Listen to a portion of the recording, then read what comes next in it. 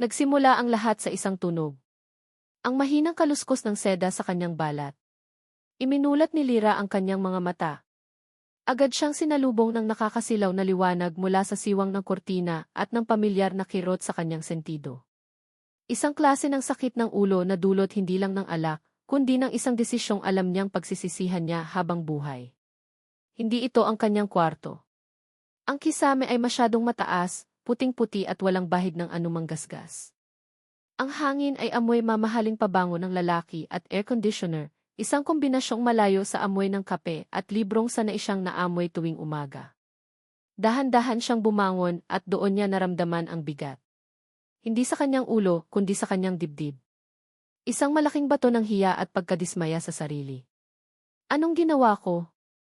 Ang tanong ay umalingaw-ngaw sa loob ng kanyang isipan, kasabay ng malakas na kabog ng kanyang puso. Ito ang unang pagkakataon sa loob ng 5 taon. 5 taon ng pagtatayo ng mga pader sa paligid ng kanyang puso, 5 taon ng pag-iwas sa anumang klase ng komplikasyon. Isang gabi lang, isang gabing puno ng kalungkutan at 3 baso ng whiskey, at lahat ng iyon ay gumuho. Nilibot niya ng tingin ang silid. Isang malawak na hotel suite sa Makati, malinaw sa mga kasangkapang minimalist ngunit elegante. Lahat ay nasa ayos. Maliban sa kanya. Ang damit niyang itim, na maingat niyang pinlan sa kahapon, ay nakakalat ngayon sa sahig, katabi ng isang pares ng sapatos ng lalaki na mukhang mas mahal pa sa isang buwang sahod niya. Napapikit siya ng mariin. Ayaw niyang alalahanin. Ngunit ang mga alaala ay kusang bumabalik na parang mga pira-pirasong salamin, ang malakas na tugtugin sa bar, ang tawa ng isang estranghero na sa hindi malamang dahilan ay nagpagaan ng kanyang loob, ang init ng kamay nito sa kanyang likod, at ang mga salitang ibinulong nito sa kanyang tainga na nakapagpawala ng lahat ng kanyang pag-aalinlangan. Dra. Lyra Isabel Reyes. Ang pangalang pinaghirapan niya. Ang pangalang iginagalang sa mga pasilyo ng A.C. Anselm Medical Center. Ang pangalang kasing linis ng operating room na kanyang pinagtatrabahuhan. Ngayong umaga, pakiramdam niya idinungisan niya ang pangalang iyon. Kailangan na niyang umalis. Mabilis ngunit maingat siyang kumilos. Bawat galaw ay kalkulado, na para bang isa itong operasyong kailangan niyang gawin ng walang mali. Pinulot niya ang kanyang damit, dinala sa banyo, at nagbihis sa dilim. Hindi niya kayang harapin ang sarili niyang refleksyon sa salamin. Nang lumabas siya, napatingin siya sa kama. Doon, nakatalikod sa kanya, ay ang lalaki. Ang malapad nitong likod ay payapang gumagalaw sa bawat paghinga. Ang buhok nitong itim ay bahagyang magulo. Hindi niya maaninag ang mukha nito at sa isang banda, nagpapasalamat siya. Mas madaling kalimutan ang isang gabing pagkakamali kung wala itong mukha. May parte sa kanya na gustong umalis na lang basta. Tumakbo at huwag nang lumingon pa. Ngunit ang natitirang katinuan ng isang profesional sa kanya ay nagsabing kailangan niyang mag-iwan ng kahit ano. Isang paalam. Kumuha siya ng isang piraso ng papel mula sa hotel stationery at isang ballpen. Ano ang isusulat niya? Salamat sa gabi. Masyadong personal. Hindi na tayo magkikita. Masyadong madrama. Sa huli, simple lang ang isinulat niya. Kailangan ko nang umalis. Paalam. Walang emosyon. Malamig. Tulad ng mga bakal na instrumento sa kanyang trabaho. Maingat niyang inilapag ang papel sa bedside table, malayo sa kamay nito para hindi ito magalaw sa kanyang pagtulog. Pagkatapos ay kinuha niya ang kanyang bag, sinuot ang kanyang sapatos, at lumakad patungo sa pinto. Bawat hakbang ay mabigat. Bago niya pihitin ang seradura, hindi niya napigilang lumingon sa huling pagkakataon. Ang lalaki ay hindi pa rin gumagalaw. Payapa pa rin ang paghinga. Para sa kanya, marahil isa lang itong ordinaryong gabi. Para kay Lyra, ito ang umaga ng pinakamalaking pagkakamali niya. Ang marahang pag-click ng pinto sa kanyang pagsara ay parang isang hatol. Binitiwan niya ang isang hiningang kanina pa niya pinipigilan at halos takbuhin ang pasilyo patungo sa elevator. Ang katahimikan sa loob ng elevator ay mas nakakabingi pa kaysa sa malakas na tugtugin kagabi. Paglabas niya sa lobby ng hotel, ang abalang umaga ng Manila ang sumalubong sa kanya. Ngunit ang ingay ng mga busina at ang dami ng tao ay hindi sapat para burahin ang ingay sa loob ng kanyang isipan. Ang amoy ng antiseptiko sa Tefi Anselm Medical Center ay parang isang yakap. Ito ang kanyang mundo. Dito, siya si Dra. Reyes. Dito, kontrolado niya ang lahat. Ang puting coat na isinuot niya ay parang isang baluti na nagtatago sa babaeng nagkamali ilang oras lang ang nakalipas. Good morning, Dra. Reyes, bati ni Iki Alvin, isang residenteng nakasunod sa kanya. May emergency meeting daw po ang lahat ng department heads at senior consultants, isa 0 sa conference hall. Kumunot ang noo ni Lyra habang naglalakad sila sa pasilyo. Tungkol saan daw? Yung bagong major sponsor po, Dra. Yung De La Quiesta Group. Ipapakilala na raw po yung bagong CEO na hahawak sa partnership natin, sagot ni Alvin na maihalong kaba sa boses. Tumigil sa paglalakad si Lyra. De La Quiesta Group. Ang pangalang iyon ay nag-iwan ng masamang lasa sa kanyang bibig. Isang conglomerate na kilala sa agresibong mga business practice. Nabasa niya ang mga artikulo tungkol sa kanila, mga hostile takeover, pagbabawas ng mga empleyado para sa mas mataas na kita. Anong alam ng mga taong tulad nila sa pagliligtas ng buhay? Sila ang dahilan kung bakit tinitipid ang budget natin para sa mga charity patient, mahinang sabi ni Lyra, sapat lang para marinig ni Alvin. Lahat ng desisyon nila nakabase sa numero. Sa kita. Hindi sa kapakanan ng pasyente. Sabi nga po nila, Dra. May mga pagbabago daw na ipapatupad, dagdag ni Alvin. Bumuntong hininga si Lyra. Kaya nga kailangan nating manindigan. Hindi ito negosyo, Alvin. Buhay ang pinag-uusapan natin dito.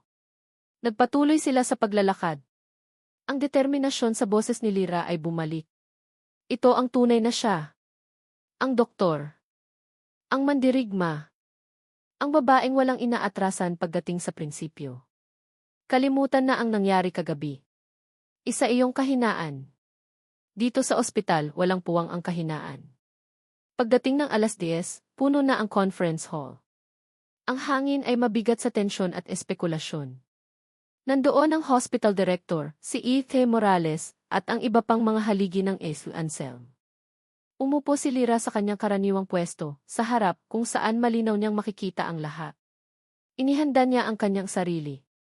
Kung anuman ang sasabihin ng bagong CEO na ito, hindi siya magpapatinag. Nagsalita si E.T. Morales. Mga formalidad, pasasalamat at pagpapakilala. Isang bagong kabanata para sa Tefi Anselm. Isang partnership na magtitiyak sa kinabukasan ng ospital na ito. At para pangunahan ang inisyatibong ito, narito ang bagong Chief Executive Officer ng De La Quiesta Group. Isang taong may pambihirang pananaw sa negosyo at dedikasyon sa kahusayan. Ladies and gentlemen, please welcome Gabriel De La Quiesta. Tumayo ang lahat para pumalakpak. Tumayo rin si Lyra, ngunit ang kanyang mga palakpak ay formal at walang sigla. Nakatuon ang kanyang mga mata sa pinto, kung saan lalabas ang lalaking titindigan niya. Isang matanda sigurong negosyante na walang pakialam, na nakasweet at may mga numerong umiikot sa isipan. Handa na siya. Isang matangkad na lalaki ang pumasok at umakyat sa entablado. Nakasuot ito ng isang dark navy suit na perpektong bumagay sa katawan nito. Ang buhok nitong itim ay maayos na nakasuklay, ngunit may isang hibla na tila nagre-rebeldeng bumagsak sa noo nito. Pamilyar. Nang humarap ito sa mga manonood at mumiti, ang buong mundo ni Lyra ay tumigil sa pag-ikot. Ang puso niya, na kanina lang ay matatag na tumitibok para sa kanyang mga prinsipyo, ay biglang bumagsak sa kanyang sikmura. Ang hangin ay biglang nawala sa kanyang mga baga. Ang mga palakpak sa paligid niya ay naging isang malayong ugong. Hindi. Ang ngiting iyon. Ang mga matang iyon na may bahagyang kislap ng pagiging mapaglaro. Ang tindig na iyon. Hindi. Hindi maaari. Siya. Siya ang lalaking katabi niya sa kama kaninang umaga. Ang estrangherong may-ari ng mga kamay na humaplos sa kanyang likod. Ang lalaking iniwanan niya ng isang malamig na paalam sa isang pirasong papel. Si Gabriel De La Quiesta. Nanatili siyang nakatayo, ngunit pakiramdam niya anumang oras ay babagsak siya. Ang kanyang mukha ay isang perpektong maskara ng profesionalismo, ngunit sa loob, isang jera ang nagaganap. Ang Dra. Reyes na handang lumaban ay biglang naglaho at ang natira ay ang babaeng tumakas mula sa isang hotel suite sa Makati. Nagsimulang magsalita si Gabo. Ang boses nito ay kalmado at puno ng kumpiyansa, ang parehong boses na bumulong sa kanya kagabi. Ngunit ngayon, ang bawat salita ay parang isang dagok sa kanya. Hindi niya narinig ang karamihan sa sinabi nito. Ang tanging naririnig niya ay ang dumadagundong na tibok ng kanyang sariling puso. Nang matapos ang talumpati, muling nagpalakpakan ang mga tao. Ngunit bago bumaba ng entablado si Gabo, ang kanyang mga mata ay naglakbay sa buong silid hanggang sa huminto ito sa kanya. Diretso itong nakatingin sa kanya. Walang galit. Walang panunumbat. Isang tingin na puno ng pagkilala at isang hindi maipaliwanag na saya. Isang kislap ang dumaan sa mga mata nito. At sa harap ng buong pamunuan ng ASL Anselm, nagsalita si Gabo, ang kanyang boses ay malinaw na umalingaw sa mikropono. Ikinagagalak kong makatrabaho kayong lahat, sabi nito, ang tingin ay hindi pa rin inaalis sa kanya. Lalo na ang mga taong may matinding pagnanasa sa kanilang ginagawa. Sandali itong tumigil na para bang pinipili ang susunod na salita. Tulad ni Dra. Reyes. Nagising si Gabriel de la Cuesta sa isang bagay na hindi niya kinasanayan, katahimikan. Hindi ang katahimikan ng isang penthouse suite, na 40 palapag ang taas mula sa ingay ng syudad. Kundi ang katahimikan ng kawalan. Ang espasyo sa tabi niya sa kama ay malamig na. Ang tanging naiwan ay ang bahagyang amoy ng kanyang pabango na humalo sa amoy ng bulaklak at alak, ang amoy ng babaeng umalis nang hindi man lang nagpaalam. Iminulat niya ang kanyang mga mata at bumangon, hindi inalintana ang bahagyang kirot sa kanyang ulo. Sanay na siya sa mas matinding puyat at sakit ng ulo. Ngunit ang pakiramdam na ito ay bago. Isang halo ng pagkainis at pagtataka. Hindi siya sanay na iniiwan. Sa mundo niya, siya ang laging unang umaalis. Siya ang nagtatakda ng mga patakaran. Ngunit ang babae kagabi, matalino, may pagkasarkastiko, at may kalungkutan sa mga mata na pilit niyang tinatago sa likod ng matapang na ngiti ay iba. Hinamon siya nito sa isang paraan na walang sinumang babae ang nakagawa. Nilibot niya ang tingin at doon, sa ibabaw ng bedside table, nakita niya ang isang piraso ng papel. Ang stationery ng hotel. Dahan-dahan niya itong kinuha. Kailangan ko nang umalis. Paalam. Walang pangalan. Walang numero. Parang isang transaksyon na tapos na. Isang malamig na pagtatapos sa isang gabing puno ng init. Sa halip na mabalot sa inis, isang hindi inaasahang ngiti ang sumilay sa kanyang mga labi. Isang ngiting may halong hamon. Dra. Lira Isabel Reyes. Iyon ang pangalang paulit-ulit na bumabalik sa kanyang isipan. Hindi niya ito nakuha mula sa babae. Nakuha niya ito mula sa bartender kagabi nang itanong niya kung sino ang magandang doktora na nag-iisa sa sulok. Lira, bulong niya sa sarili. Ang pangalan ay tila musika sa kanyang pandinig. Inilapag niya ang papel at tumayo, lumakad patungo sa malawak na bintanang salamin ng kanyang suite. Mula doon, tanaw niya ang unti-unting paggising ng buong Kamaynilaan. Ngunit ang nasa isip niya ay hindi ang syudad. Nasa isip niya ang bigat na pasan-pasan niya. Ang De La Cuesta Group. Isang higanting naghihingalo na iniwan sa kanya ng kanyang ama. Isang pangalang kasing bigat ng mundo. Kinuha niya ang kanyang telepono at tiningnan ang stock market. Bumagsak na naman. Bawat pulang numero sa screen ay parang isang suntok sa kanyang sikmura. Ang partnership sa ASL Anselm ay hindi lang isang simpleng proyekto. Ito ang kanyang huling baraha. Ang tanging paraan para maipakita sa board of directors na kaya niyang isalba ang kumpanya. Nakarapat dapat siya sa apelidong dala niya. Tumunog ang telepono niya. Isang video call. Nang makita niya ang pangalan sa screen, agad na nagbago ang anyo ng kanyang mukha. Ang isisi na puno ng presyon ay napalitan ng isang mapagmahal na kuya. Mika, sagot niya, isang mainit na ngiti ang nakapinta sa kanyang mukha. Sa screen, lumitaw ang mukha ng isang dalagitang may mga matang kamukhang kamukha niya. Nakaupo ito sa isang wheelchair, sa tabi ng bintana kung saan tanaw ang hardin. Kuya Gabo, bati ni Mika, ang boses ay malambing. Gising ka na pala. Hindi ka ba napuyat? Sabi ni Manang, madaling araw ka na raw umuwi. Hindi naman masyado, pagsisinungaling ni Gabo. Pilit niyang itinago ang pagod sa kanyang boses. May tinapos lang na trabaho. Kumusta ang pakiramdam mo ngayon? Okay lang. Same old, sagot ni Mika, isang bahid ng lungkot ang dumaan sa kanyang mga mata bago ito piliting ngumiti. Si Kuya, kumusta? Malaki ba ang meeting mo ngayon sa DFU Anselm? Tumango si Gabo. This is it, Mika. This project will fix everything. Pangako. Kuya, hindi mo kailangang gawin iyan para sa akin. Ginagawa ko to para sa pamilya. Para sa atin, mariing sabi ni Gabo, ang boses ay biglang naging seryoso. Ang imahe ng isang madilim na kalsada at ang tunog ng nabasag na salamin ay biglang pumasok sa kanyang isipan. Isang alaala na gabi-gabi niyang pilit na binubura. Ang kasalanan niya. Ang bigat na habang buhay niyang papasanin. Basta magpagaling ka dyan, okay? Babawi si Kuya. Ibabalik ko sa'yo ang lahat. Ang gusto ko lang, Kuya, ay maging masaya ka, malumanay na sabi ni Mika. Ngumiti si Gabo, ngunit hindi umabot sa kanyang mga mata ang ngiting iyon. Pagkatapos ng tawag, bumalik ang bigat sa kanyang dibdib. Ang responsibilidad. Ang pagkakasala. Naligo siya at nagbihis. Sa harap ng salamin, habang inaayos ang kurbata, ang lalaking nakatingin pabalik sa kanya ay hindi si Gabo, kundi si Enif de la Cuesta. Ang Sihi. Ang tagapagligtas. Walang puwang para sa pagkakamali. Walang puwang para sa isang babaeng misteryosang nag-iwan ng isang malamig na paalam. Pagdating niya sa FU Anselm, sinalubong siya ng hospital director at ng ilang mga board members. Lahat ay formal at nakangiti, ngunit ramdam ni Gabo ang pag-aalinlangan sa likod ng mga ngiting iyon. Alam niyang tinitingnan siya bilang isang buitre, isang negosyanteng walang ibang pakialam kundi ang kita. Habang naglalakad sila papunta sa conference hall, may narinig siyang isang boses ng babae mula sa isang grupo ng mga doktor na nag-uusap sa di kalayuan. Hindi ito negosyo, Alvin.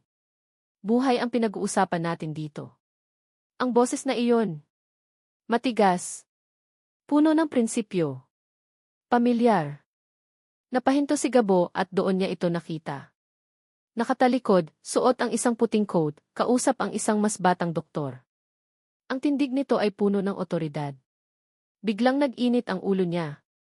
Siya na nga itong gumagawa ng paraan para tulungan ang ospital, tapos may maririnig siyang ganitong paninira mula sa sarili nilang empleyado. Sino siya? Tanong niya kay Ike Morales, na hindi inaalis ang tingin sa babae. Tumingin si Ike Morales. Ah, si Dra. Reyes. Lyra Reyes. Ang pinakamagaling naming batang cardiac surgeon. Medyo matapang lang talaga siya pagdating sa kanyang mga prinsipyo. Lyra Reyes. Parang isang kidlat na tumama sa kanya ang pangalang iyon. Lyra. Ang babae sa bar. Ang babae sa kanyang kama. Ang babae sa likod ng malamig na paalam. Ang doktor na puno ng prinsipyo na kumakalaban sa kanyang kumpanya ay iisa lang palang tao. Ang pagkainis na naramdaman niya kanina ay biglang napalitan ng isang matinding interes. Ang sitwasyon ay biglang naging 10 beses na mas komplikado at 10 beses na mas nakakaaliw. This changes everything. Pumasok siya sa conference hall na may bagong determinasyon. Umupo siya sa harap, pinanood ang pagpasok ng mga doktor isa-isa. Hinanap ng kanyang mga mata si Lyra. Nakita niya itong umupo sa harap, ang mukha ay seryoso, handa para sa isang laban. Hindi nito alam na ang laban ay mas personal pa kaysa sa inaakala niya. Nang tawagin ang kanyang pangalan, tumayo siya at umakyat sa entablado. Ang lahat ng mata ay nasa kanya. Ngunit ang kanyang mga mata ay nasa iisang tao lamang. Nakita niya ang eksaktong sandali nang makilala siya nito. Ang bahagyang panlalaki ng kanyang mga mata. Ang pagtigil ng kanyang paghinga. Ang maskara ng profesionalismo nito ay halos gumuho. At sa sandaling iyon, alam ni Gabo na hawak niya ang lahat ng baraha. Ibinigay niya ang kanyang talumpati. Ang bawat salita tungkol sa key partnership, efficiency, at the future ay may dalang ibang kahulugan para sa kanilang dalawa. At nang matapos siya, ginawa niya ang isang bagay na hindi niya pinlano.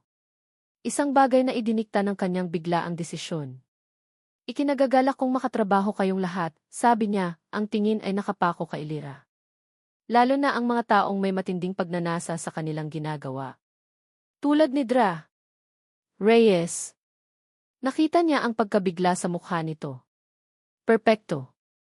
Pagkatapos ng meeting, habang palabas ang mga tao, alam niyang susubukan nitong umiwas. At hindi nga siya nagkamali. Nakita niya itong mabilis na lumakad patungo sa elevator. Sinundan niya ito. Hold the door, sigaw niya at humarang sa nagsasarang pinto ng elevator. Pumasok siya at tumabi dito. Silang dalawa lang. Ang hangin sa loob ay mabigat at puno ng hindi sinasabing mga salita. Hindi siya tinitingnan ni Lyra. Nakatuon ang mga mata nito sa mga numerong nagbabago sa itaas ng pinto. Doktor, simula ni Gabo, ang boses ay mahina at sinadyang maging malapit sa tainga nito. Nakita niya itong bahagyang napaigtad. De la Cuesta, sagot nito, ang boses ay kasing lamig ng bakal. Gabo is fine, sabi niya. Considering what we shared. Sa wakas ay lumingon ito sa kanya, ang mga mata ay nag-aapoy sa galit at hiya. Walang tayo, De la Cuesta. Isa iyong pagkakamali. Isang gabi na gusto ko ng kalimutan. Talaga, tanong ni Gabo, lumapit pa ng kaunti. Dahil ako, hindi ko makalimutan. Bumukas ang pinto ng elevator sa ground floor. Mabilis na lumabas si Lyra na parang hinahabol ng kung ano. Ngunit hindi pa siya tapos. Naglakad siya diretso sa opisina ni E.C. Morales. Gabriel, magandang talumpati, bati ng direktor. Salamat, direktor, sabi ni Gabo, umupo sa tapat nito. At para masigurong magiging matagumpay ang partnership na ito, mayroon akong isang maliit na hiling. Ano iyon? Para sa charity project na sisimulan natin, kailangan ko ng isang taong mula sa inyo na magiging pangunahing contact person. Isang taong lubos na nakakaintindi sa operasyon ng ospital at may malasakit sa mga pasyente, paliwanag ni Gabo, ang kanyang mukha ay seryosong-seryoso. Isang taong hindi matatakot sabihin sa akin ang katotohanan. Tumango si E.K. Morales. May naiisip ka na ba? Ngumiti si Gabo. Ang parehong ngiti na sumilay sa kanyang labi kaninang umaga. Isang ngiting may halong hamon. Mayroon, sabi niya. Gusto kong si Dra. Lyra Reyes ang humawak nito. Walang tayo, De la Cuesta. Isa iyong pagkakamali. Isang gabi na gusto ko ng kalimutan. Ang mga salitang iyon na binitiwan ni Lyra sa loob ng elevator ay bumalik sa kanya na parang isang sampal. Lalo na ngayong nakaupo siya sa tapat ng opisina ni E.C. Morales at ang pangalan ni Gabriel de la Cuesta ang dahilan kung bakit siya ipinatawag. Lyra, simula ni E.C. Morales, ang kanyang boses ay kalmado ngunit may bigat. Alam kong hindi kayo nagkasundo kanina sa conference hall. Hindi po issue yon, Director. Profesional po ako, mabilis na sagot ni Lyra, itinatago ang panginginig ng kanyang mga kamay sa ilalim ng mesa. Mabuti, tumango si E.K. Morales. Dahil may espesyal na hiling si M. de la Cuesta. At bilang direktor ng ospital na ito, wala akong nakikitang dahilan para hindi ito pagbigyan. Isang malamig na kaba ang gumapang sa likod ni Lyra. Ano pong hiling, sir? Gusto niyang ikaw ang maging lead contact person para sa bago nating charity wing, diretsong sabi ni E.C. Morales. Ikaw ang direktang makikipag-ugnayan sa kanya para sa lahat ng bagay na may kinalaman sa proyekto, mula sa budget, sa equipment, hanggang sa patient selection. Ikaw ang magiging tulay sa pagitan ng A.C. Anselm at ng De La Cuesta Group. Para siyang binuhusan ng nagielong tubig. Ito ay hindi lang isang simpleng proyekto. Ito ay isang sentensya.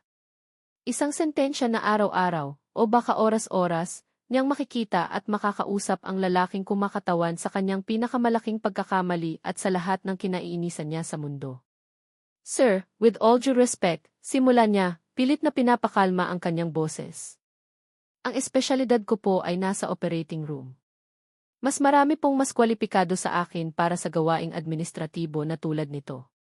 Ayon kay M. de la Cuesta, kailangan niya ng isang taong hindi natatakot na sabihin sa kanya ang totoo. Paliwanag ni E.C. Morales, may bahagyang ngiti sa kanyang mga labi. At sa palagay ko, Lyra, walang mas babagay sa deskripsyon na yan kundi ikaw. Isa pa, ito ay isang malaking karangalan. Isang malaking hakbang para sa posisyon bilang department head na inaasam mo. Sarado na ang usapan. Isang bitag. Isang perpektong bitag na hindi niya matatakasan. Kung tatanggi siya, lalabas siyang hindi propesyonal at duwag. Kung tatanggapin niya, isusuko niya ang kanyang kapayapaan ng isip. Naiintindihan ko po, Direktor, sabi niya, ang bawat salita ay mabigat. Tatanggapin ko po ang responsibilidad. Ang unang pagpupulong nila ay ginanap sa opisina ni Gabo. Isang malawak na silid sa pinakatuktok na palapag ng De La Cuesta Tower sa Giz. Ang mga dingding na gawa sa salamin ay nagpapakita ng buong syudad sa ilalim nila na para bang hawak niya ang lahat sa kanyang palad. Malamig. Makapangyarihan. Katulad ng may-ari. Reyes, maupo ka, sabi ni Gabo mula sa likod ng kanyang malaking mesa na gawa sa mahogany. Hindi siya nito tiningnan. Ang atensyon nito ay nasa isang folder. Umupo si Lira sa silyang nasa tapat nito, inilapag ang kanyang daladalang folder sa mesa. Sa loob noon ay ang kanyang mga panukala, isang listahan ng mga pangangailangan para sa mga pasyenteng walang kakayahan, mga kagamitang magliligtas ng buhay, at mga programang tutulong sa kanilang paggaling. Puso at kaluluwa ng isang doktor ang laman ng folder na iyon. Ito ang initial proposal ko para sa pondo. Simula ni Lira, itinutulak ang folder palapit kay Gabo. Sa wakas ay itinaas ni Gabo ang kanyang tingin. Tiningnan niya ang folder, pagkatapos ay tiningnan siya. Ang mga mata nito ay walang emosyon na parang isa lamang siyang numero sa isang financial statement. Mayroon na akong inihandang draft ng budget, Doktor. Ibinigay nito sa kanya ang isang makinis at propesyonal na dokumento. Nang buksan ito ni Lira, agad na uminit ang kanyang ulo. Ang budget ay nakatuon sa mga high-tech na kagamitan na maganda tingnan sa mga press release. Mga makinang mamahalin na ilan lang ang makikinabang. Ang pondo para sa post-operative care, gamot, at suporta para sa mga pamilya ng pasyente ay kinaltasan ng malaki. De La Cuesta, ito ay isang charity wing, hindi showroom ng mga kagamitan, mariing sabi ni Lira, hindi maitago ang inis sa kanyang boses. Mas mahalaga ang gamot na inumin ng pasyente pagkatapos ng operasyon kaysa sa isang walugi na monitor sa lobby. Mas kailangan natin ng mga social worker kaysa sa isa pang ATM machine na magiging palamuti lang. Sumandal si Gabo sa kanyang upuan, ang mga daliri ay magkasalikop sa ibabaw ng mesa. Doktor, ang layunin ng partnership na ito ay iangat ang antas ng Anselm. Ang imahe ay mahalaga. It will attract more investors, which in the long run, will help more patients. Paano ang mga pasyente ngayon? Ang mga batang nangangailangan ng operasyon sa puso, pero walang pambayad sa gamot. Paano sila? Hihintayin ba nilang dumating ang long run na sinasabi ninyo? Gigil niyang tanong. Lahat ay kailangang dumaan sa proseso. Hindi ito basta-basta. May mga numero tayong kailangang sundin, sagot nito, ang boses ay nanatiling malamig at kontrolado. Hindi na napigilan ni Lira ang sarili. Iyan ang problema sa inyo. Puro numero. Puro kita. Nakalimutan niyo na yatang mga buhay ang pinag-uusapan natin dito, hindi stocks. Tumayo si Gabo. Lumakad ito palapit sa malaking bintana, nakatalikod sa kanya. At ang problema sa iyo, Doktor, ay masyado kang dinadala ng iyong emosyon. Ang ospital ay isa pa ring negosyo. Kung hindi ito kikita, wala itong maililigtas na buhay. Natapos ang pagpupulong na walang napagkasunduan. Lumabas si Lira sa opisina nito na nanggagalaiti sa galit. Walang puso, sabi niya sa sarili. Isang walang pusong negosyante. Makalipas ang ilang araw, habang naglalakad si Lira sa pediatric ward, narinig niya ang isang pamilyar na pag-iyak. Pagpasok niya sa isang silid, nakita niya si Maya, isang 7 taong gulang na pasyente na nakatakdang operahan sa puso sa susunod na linggo. Umiiyak ito habang kinakausap ng ina. Ayoko po, nanay. Ayoko ng isa pang injection, humihikbing sabi ng bata. Lumapit si Lira, isang malumanay na ngiti ang nasa kanyang mga labi. Ang Reyes na nakipag-away sa isang ay biglang naglaho. Ang natira ay si Ate Lira. Maya, anong problema, nak? Tanong niya, umupo sa tabi ng kama. Ayoko na po dito, Ate Lira. Gusto ko na pong umuwi, sabi ng bata, ang mga luha ay patuloy na dumadaloy sa mga pisngi nito. Hinawakan ni Lira ang maliit na kamay ni Maya. Alam mo ba, pagkatapos ng operasyon mo, magiging kasing lakas ka ni Darna. Makakatakbo ka na, makakapaglaro. hindi ka na mapapagod. Konting tiis na lang, okay. Pangako ni Ate Lira, gagaling ka. Ikinuwento niya sa bata ang tungkol sa isang munting bituin na naging matapang. Habang nagsasalita siya, ang kanyang boses ay mahinahon, ang kanyang mga mata ay puno ng pagmamahal. Hindi niya namalayan na sa siwang ng pinto, may isang taong nakatayo at tahimik na nanonood. Nakatayo doon si Gabo. Papunta sana siya sa opisina ni E.C. Morales nang marinig niya ang boses ni Lira. Hindi ang matigas na boses na narinig niya sa kanyang opisina, kundi isang boses na malambing at puno ng pag-aalaga. Nakita niya ang pagbabago sa buong anyo nito. Ang paraan ng paghaplos nito sa buhok ng bata, ang sinseridad sa kanyang mga mata. Sa sandaling iyon, nakita niya hindi ang isang kalaban, kundi ang dahilan sa likod ng pakikipaglaban nito. Nakita niya ang puso sa likod ng mga matapang na salita. Walang sinabi si Gabo. Dahan-dahan siyang tumalikod at umalis, na para bang isang magnanakaw na nakasaksi sa isang bagay na hindi para sa kanya. Ngunit ang imahe ni Lira at ng bata ay nanatili sa kanyang isipan. Kinagabihan, halos 9:00 na. Nasa library ng ospital si Lira, napapalibutan ng mga papel at libro. Kailangan niyang tapusin ang revised proposal bago ang deadline bukas. Pagod na siya. Ang kanyang mga mata ay nanlalabo na. Biglang may naglapag ng isang paper cup ng kape sa kanyang mesa. Napatingala siya. Si Gabo. Nakatayo sa harap niya, hindi suot ang kanyang mamahaling suit, kundi isang simpleng polo shirt lang. Mukha rin itong pagod. Baka kailangan mo niyan, sabi nito, ang boses ay mas mahina kaysa dati. Tiningnan ni Lira ang kape, pagkatapos ay siya.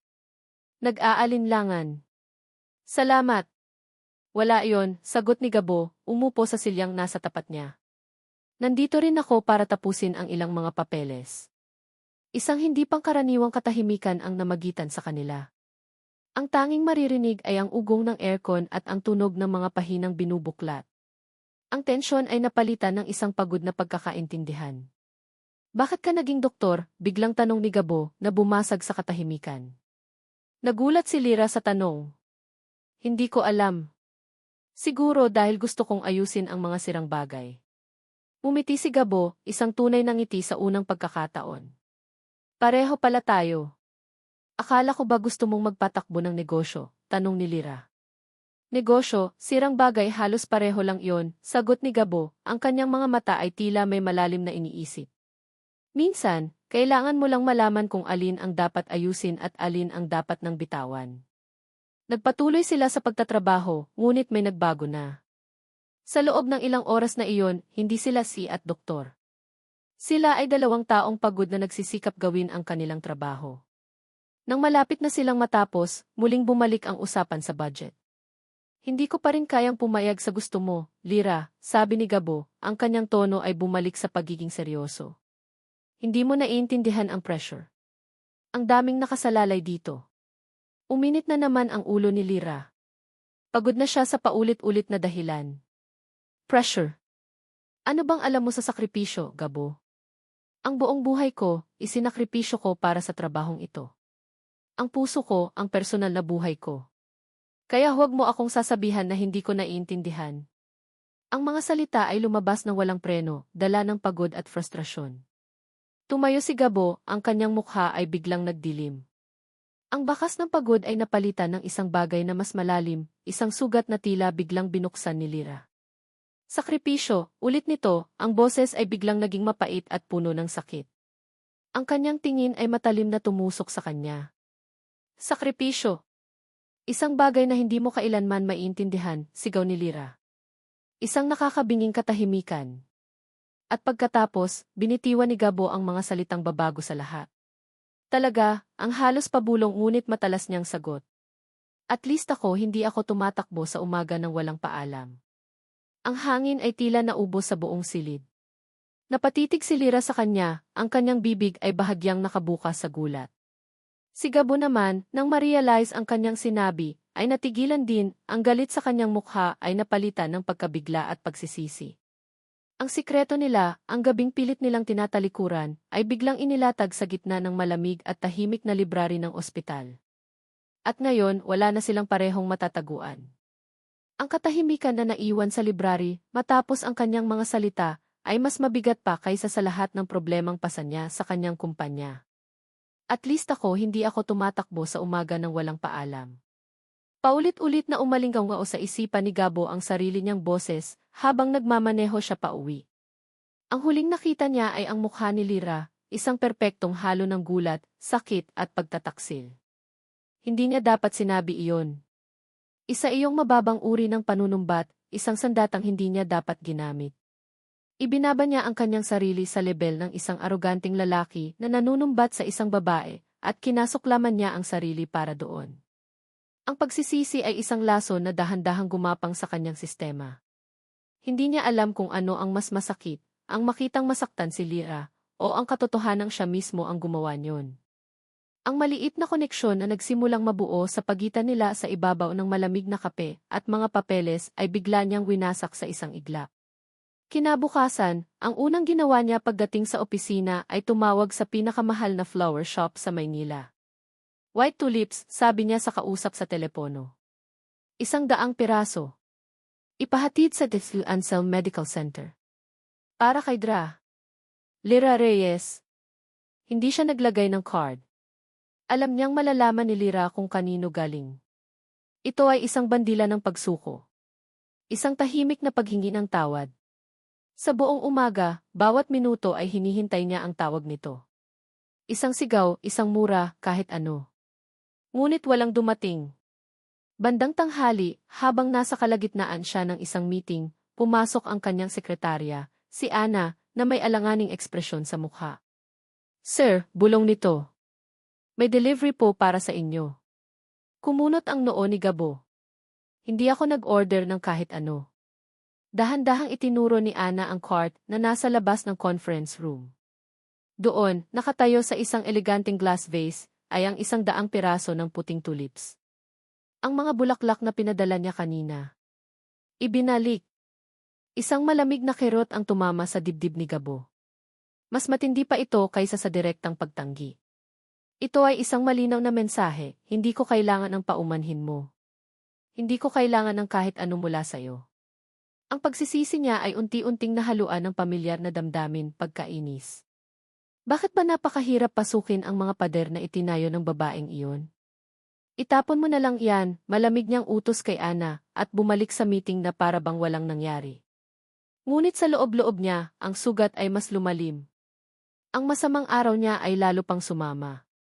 Sa sumunod na pagpupulong kasama ang kanyang finance team, isang pangalan ang muling lumitaw. Sir, kumpirmado na, sabi ni Anton, ang kanyang CA, ang mukha ay seryoso. Si Marco Torres ng Torres Development ang nasa likod ng agresibong pagbili ng mga shares natin. At may balita kaming sinusubukan niyang kausapin ang mga Hapon na investors natin. Napahigpit ang hawak ni Gabo sa kanyang ballpen. Marco Torres. Ang pangalang iyon ay laging konektado sa gulo. Isang makinis na buitre na yumaman sa pamamagitan ng mga hostile takeover. Ang pinakamalaki niyang kalaban sa industriya. Anong gusto niya? Tanong ni Gabo, ang boses ay kalmado ngunit may panganib. Gusto niyang pabagsakin ang presyo ng shares natin para mas madali niya itong mabili. He's trying to force takeover, sir, paliwanag ni Anton. At ginagamit niya ang lahat ng koneksyon niya para sirain ang reputasyon ng De La Cuesta Group. Isang hinala ang nabuo sa isipan ni Gabo. Ang partnership sa Dr. Anselm. Ang proyektong ito ang pinakamalaking alas niya para patatagin ang tiwala ng mga investor. Kung masisira ang proyektong ito, kung magkakaroon ng anumang kontrobersya. Biglang pumasok sa isip niya si Lira. Ang pagtutol nito. Ang galit nito. Posible kayang. Hindi. Iwinaksi niya agad ang ideya. Kahit gaano pa siya kainis dito, alam niyang hindi ganoong klaseng tao si Lira. May prinsipyo ito. Hindi nito isasakripisyo ang kapakanan ng mga pasyente para sa isang alitan. Ngunit ang hinala ay nandoon pa rin, isang maliit na tinik na nakabaon sa kanyang isipan. Keep a close eye on him, utos ni Gabo. Gusto kong malaman ang bawat galaw ni Marco Torres. Ang charity gala ng Dr. Anselm ay isang obligasyong hindi niya matatakasan. Bilang kinatawa ng pangunahing sponsor, kailangan niyang nandoon, ngumiti, makipagkamay at magpanggap na ang lahat ay nasa ayos. Pagpasok niya sa grand ballroom ng isang 5-star hotel, sinalubong siya ng mga flash ng kamera at mga peking ngiti.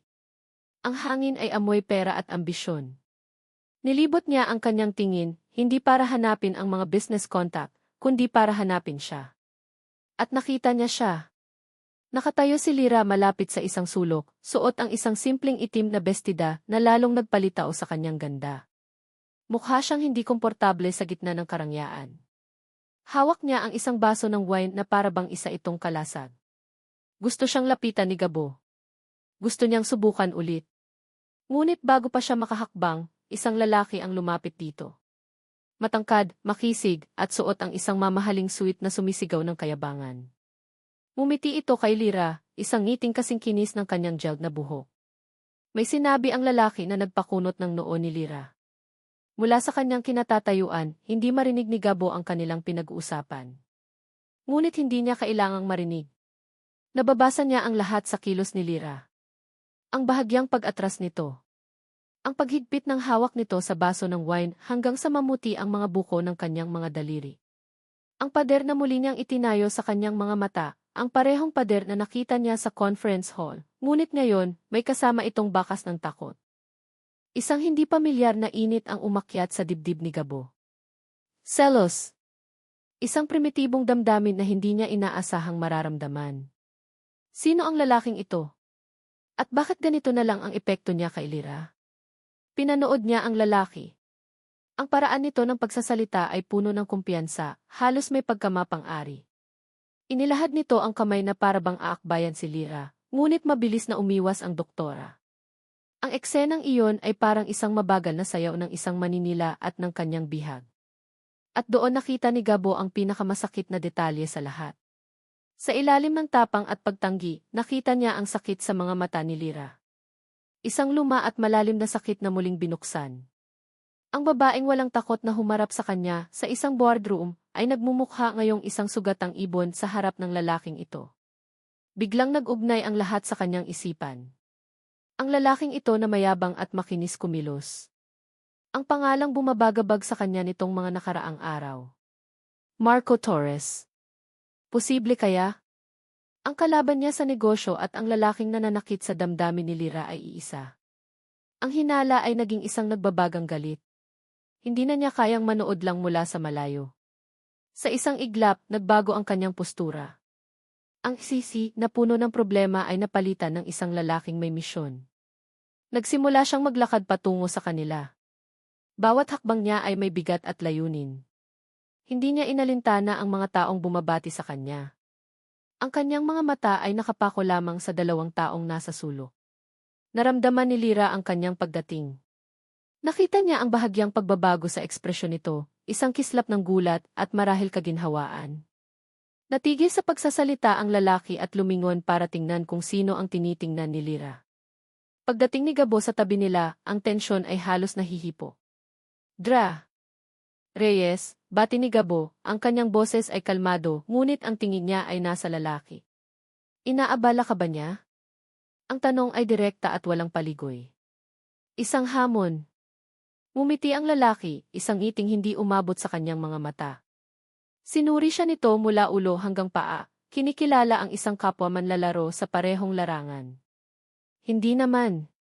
Nagkakamustahan lang kami ng isang matalik na kaibigan. Tumingin si Gabo kay Lyra, na ngayon ay namumutla at hindi makapagsalita. Pagkatapos ay ibinalik niya ang kanyang tingin sa lalaki. Gabriel de la Cuesta, pagpapakilala ni Gabo, inilahad ang kanyang kamay hindi bilang isang magiliw na pagbati, kundi bilang isang pag-angki ng teritoryo. Tinanggap ng lalaki ang kanyang kamay. Ang pagkakamay nila ay matigas at puno ng hindi sinasabing labanan. Isang karangalan, Gabriel de la Cuesta. Nababalitaan ko ang tungkol sa iyo. Sana'y magagandang bagay, sagot ni Gabo, isang sarkastikong ngiti ang gumuhit sa kanyang mga labi. Depende kung sino ang tatanungin mo, sabi ng lalaki na binitiwan na ang kanyang kamay. Isang ngiting mapanlait ang sumilay dito. Ako nga pala si Marco Torres, ng Torres Development. Kinumpirma. Ang hinala ni Gabo ay naging isang malamig at matigas na katotohanan. Ngunit bago pa man niya maproseso ang impormasyong iyon, nagpatuloy si Marco at ang sumunod niyang mga salita ang siyang tuluyang gumuho sa mundo ni Gabo. Tumingin si Marco kay Lira na para bang ipinapakita ito na parang isang tropeo at pagkatapos ay ibinalik ang tingin kay Gabo. Ang kanyang ngiti ay lumawak, puno ng tagumpay at lason. Huling kasintahan ni Lira. Huling kasintahan ni Lira. Ang mga salita ni Marco ay hindi isang simpleng pagpapakilala. Iyon ay isang bala. Isang balang bumaon ng malalim hindi sa dibdib ni Gabo, kundi sa puso ni Lira. Ang ingay ng party, ang mahinang tugtog ng violin, ang tawanan, ang kalansing ng mga baso, ay biglang naglaho. Ang tanging naririnig niya ay ang mabilis at malakas na pagtambol ng sarili niyang puso sa kanyang mga tainga. Nakatayo siya sa pagitan ng dalawang mundo. Sa kanyang kanan, si Gabo, ang komplikadong misteryo, ang pagkakamaling hindi niya dapat ginawa pero patuloy na bumabagabag sa kanyang isipan, ang lalaking sa isang saglit ay nagpakita ng kabaitan sa gitna ng isang tahimik na library. Sa kanyang kaliwa, si Marco, ang multo ng kanyang kahapon, ang dahilan ng mga pader na itinayo niya sa kanyang puso, ang personifikasyon ng sakit at pagtataksil. Marco T. Ang tanging nasabi ni Lira, ang kanyang boses ay isang mahinang bulong na halos hindi marinig. Isang maliit na mundo, hindi ba? Sabi ni Marco, ang kanyang ngiti ay hindi pa rin nawawala, na para bang nasisiyahan siyang pagmasdan ang kaguluhang nilikha niya. Tumingin siya kay Gabo. Hindi ko akalain na ang pinakabago kong karibal sa negosyo ay ang pumalit sa akin sa puso ni Lira. Ang bawat salita ay may dalang lason. Naramdaman ni Lira ang pag-igting ng panga ni Gabo sa tabi niya. Ang tingin nito ay matalim at malamig, nakatuon kay Marco. Hindi na niya kaya. Kailangan niya ng hangin. Pasensya na, sabi niya, pilit na umingiti sa mga taong nakatingin sa kanila. Kailangan ko lang pumunta sa CCT. Mabilis siyang tumalikod, hindi na hinintay ang kanilang sagot. Naglakad siya ng mabilis, halos takbuhin ang pasilyo palayo sa ballroom. Hindi niya alam kung saan siya pupunta. Ang alam lang niya ay kailangan niyang makalayo sa dalawang lalaking iyon. Sa tensyon. Sa nakaraan. Nang makarating siya sa isang tahimik na pasilyo, sumandal siya sa pader, hinahabol ang kanyang hininga. Napapikit siya ng mariin. At sa kanyang isipan, bumalik ang lahat. 5 taon na ang nakalipas. Isang mamahaling restaurant sa The Fort. Ang kanilang ikalawang anibersaryo. Suot ni Lira ang isang pulang bestida na pinili ni Marco. Masaya siya. Umaapaw sa pag-asa na ito na ang lalaking para sa kanya. Si Marco Torres, ang binatang negosyante na may pangarap at may kayang abutin ang mga bituin. May sorpresa ako sa'yo, mahal, sabi ni Marco, hinalikan siya sa noo. Hintayin mo ako dito. May kakausapin lang ako saglit. Tumango siya, ang kanyang ngiti ay abot tainga. Pinanood niya itong maglakad palayo. Ngunit hindi ito pumunta sa labas. Lumiko ito patungo sa pribadong seksyon ng restaurant. Makalipas ang 10 minuto, hindi pa rin ito bumabalik. Nagsimula siyang mag-alala. Tumayo siya para sundan ito. Dahan-dahan siyang naglakad patungo sa pribadong pasilyo. May narinig siyang halakhak. Isang halakhak ng babae. At pagkatapos ang boses ni Marco. Huwag kang mag-alala. 1 oras lang to, pagkatapos ng dinner, sa kondo mo na tayo didiretso, sabi ni Marco, ang boses ay puno ng pagnanasa. Alam mo namang ikaw talaga ang gusto ko. Napatigil si Lira. Ang kanyang puso ay nagsimulang tumibok ng napakabagal, na para bang tumitigil. Dahan-dahan siyang sumilip sa siwang ng pinto. At doon, nakita niya si Marco. Nakasandal sa pader at kahalikan nito ang isang babae. Ang pinakamasakit sa lahat. Kilala niya ang babae. Ito si Clarice, ang matalik na kaibigan ni Marco na madalas nilang kasama. Para siyang binuhusan ng suka. Ang halik ay hindi isang simpleng halik. Ito ay marahas, puno ng pagnanasa at walang pag-aalinlangan. Ang kamay ni Marco ay nasa likod ng babae, habang ang mga kamay naman ni Clarice ay nakapulupot sa batok ni Marco. Sila ay parang 2 taong uhaw na sa wakas ay nakahanap ng tubig. Hindi siya makahinga. Ang bawat detalye ay tumatatak sa kanyang isipan na parang isang mainit na bakal, ang paggalaw ng kanilang mga labi, ang tunog ng kanilang paghinga, ang pagsasara ng kanilang mga mata sa gitna ng pagtataksil. Ang pulang bestida na suot niya, na kanina lang ay nagpapasaya sa kanya, ay biglang naging isang costume ng isang hangal. Dahan-dahan siyang umatras, bawat hakbang ay maingat para hindi makalikha ng ingay. Bumalik siya sa kanilang mesa. Umupo siya, kinuha ang kanyang baso ng tubig at uminom. Ang kanyang mga kamay ay hindi nanginginig. Ang kanyang mukha ay kalmado. Sa sandaling iyon, ang lira na puno ng pangarap ay namatay at isinilang ang Dra. Reyes na malamig, kontrolado at hindi na muling magtitiwala. Nang bumalik si Marco sa mesa, ang kanyang ngiti ay kasing lapad ng dati. May dala itong isang maliit na kahon. Ang sorpresa. Lumuhod ito sa kanyang harapan. Lira Isabel Reyes, will you marry me? Ang mga tao sa paligid ay nagsimulang pumalakpak. Ang mga camera phone ay nagsimulang maglabasan. Lahat ay naghihintay ng kanyang matamis na ki. Tinitigan niya si Marco, ang lalaking kakatapos lang dumungis sa kanilang relasyon. Tiningnan niya ang singsing, isang kumikinang na simbolo ng isang kasinungalingan. Walang luha. Walang galit. Tanging isang malamig na kawalan. Tumayo siya. Kinuha niya ang baso ng red wine sa mesa, at walang sabi-sabing ibinuhos ito sa ulo ni Marco. Ang puting-puti nitong damit ay nabahira ng kulay ng dugo. Tumahimik ang lahat. Ang tanging maririnig ay ang pagtulo ng alak mula sa buhok ni Marco papunta sa sahig. Hindi, sabi niya, ang kanyang boses ay matatag at walang emosyon. At tumalikod siya at umalis, iniwan ang kanyang nakaraan na nakaluhod sa gitna ng kahihiyan. Lira. Iminulat ni Lira ang kanyang mga mata. Ang imahe ng nakaraan ay dahan-dahang naglaho at napalitan ito ng nag-aalalang mukha ni Marco sa kasalukuyan. Nakatayo ito sa harap niya sa tahimik na pasilyo. Ayos ka lang, tanong nito, ang boses ay puno ng pag-aalala na alam niyang peke. Umayos siya ng tayo, ang kanyang baluti ay muling isinuot. Anong ginagawa mo dito, Marco? Sinusundan ka, syempre, sagot nito. Nag-alala ako. Lira, alam kong nagkamali ako noon. Isang malaking pagkakamali. Pero 5 taon na ang nakalipas. Nagbago na ako. Talaga, sarkastikong tanong ni Lira. Ang bilis naman. Patawarin mo na ako, pakiusap ni Marco, sinubukang abutin ang kanyang kamay, ngunit mabilis niya itong iniwas. Bigyan mo ako ng isa pang pagkakataon. Patutunayan ko sa'yo. Huwag mong hayaang ang isang mayabang na tulad ni De La Cuesta ang makuha ka. Hindi kanya kilala. Hindi tulad ko. Ang paraan ng pagsabi niya sa pangalan ni Gabo ay puno ng lason. Nagsimulang magduda si Lira. Ang pag-aaway nila ni Gabo sa negosyo, ang biglaang paglitaw ni Marco.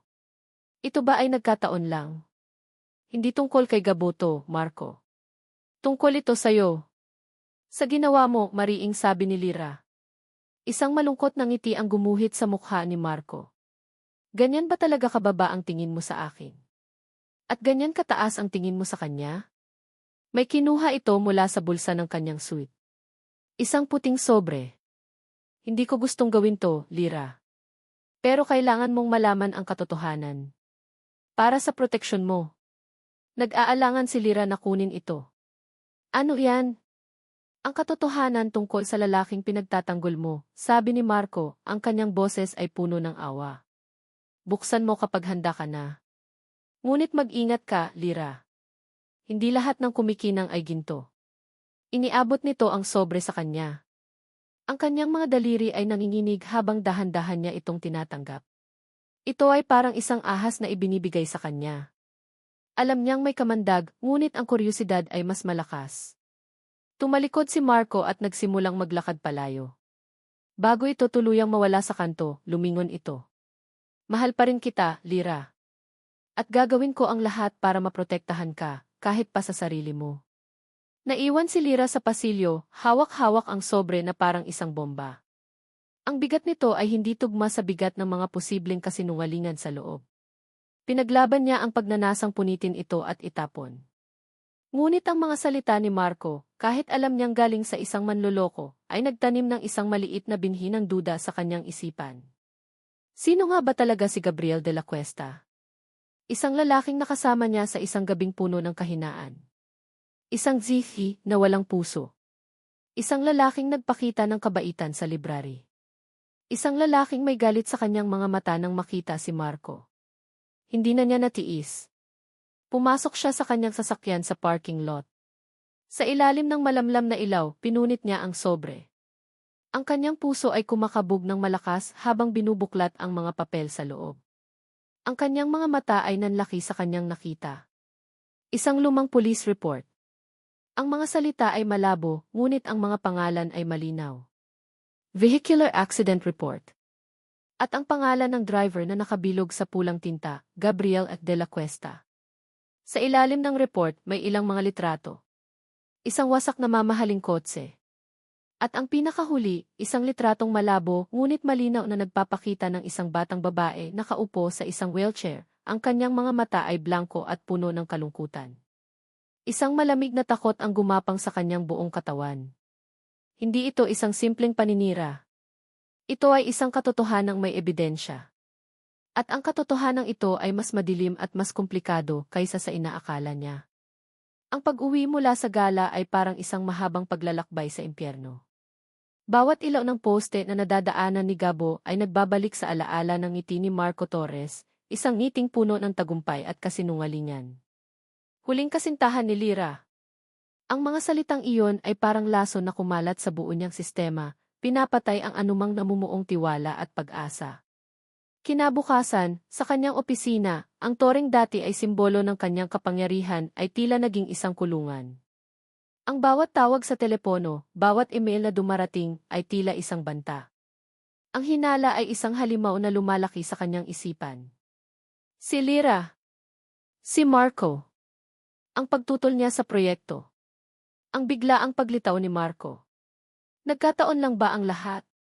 O isa itong perpektong isinaplanong pagtataksil? Ang pusong nasaktan sa pagtanggi sa mga bulaklak ay napalitan ng pusong nagdududa at nagagalit. Ang kumpirmasyon ay dumating sa anyo ng kanyang CA na si Anton na pumasok sa kanyang opisina nang walang katok-katok, ang mukha ay kasing gusot ng dyaryo. Gabo, masamang balita, sabi ni Anton, ang boses ay mababa. Ang mga hapon. The Asahi Corp. Investors. They pulled out. Officially. Napatigil sa pagpirma si Gabo. What? Really? May mas maganda raw offer. Mas malaking kita, mas mabilis na balik ng puhunan. At ayon sa source code, huminto si Anton na para bang nag-aalang ang sabihin ang susunod. Sabihin mo na, mariing utos ni Gabo. Nasa panig na sila ni Marco Torres. Para siyang sinaksak. Ang hinala ay hindi na hinala. Ito na ang katotohanan. Ang timing ay perpekto. Masyadong perpekto. Paano nalaman ni Marco ang eksaktong detalye ng proposal niya sa mga hapon?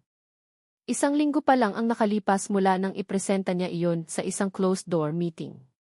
Iilan lang ang nakakaalam. Siya, si Anton. At si Lira. Na may access sa lahat ng plano para sa charity wing, kung saan kasama ang mga projection na ginamit niya para sa mga investor. Ang galit ay umapaw sa kanyang dibdib. Isang malamig at mapanirang galit. Naramdaman niya ang ultimong pagtataksil. Ginamit siya.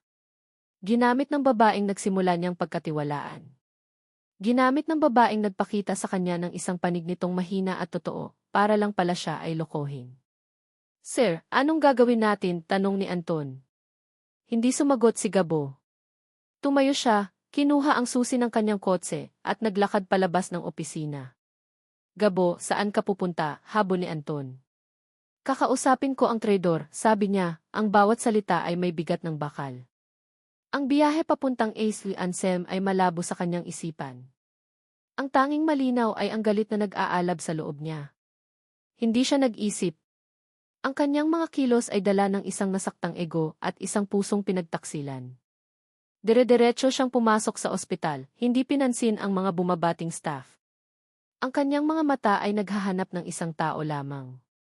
Nakita niya itong papalabas sa isang operating room, tinatanggal ang kanyang surgical mask, mukha itong pagod, ngunit ang imahe ng pagod na doktor ay hindi nakabawas sa galit niya. Reyes, tawag niya. Ang kanyang boses ay matigas at walang anumang bahid ng paggalang na Edra, o init na Lira.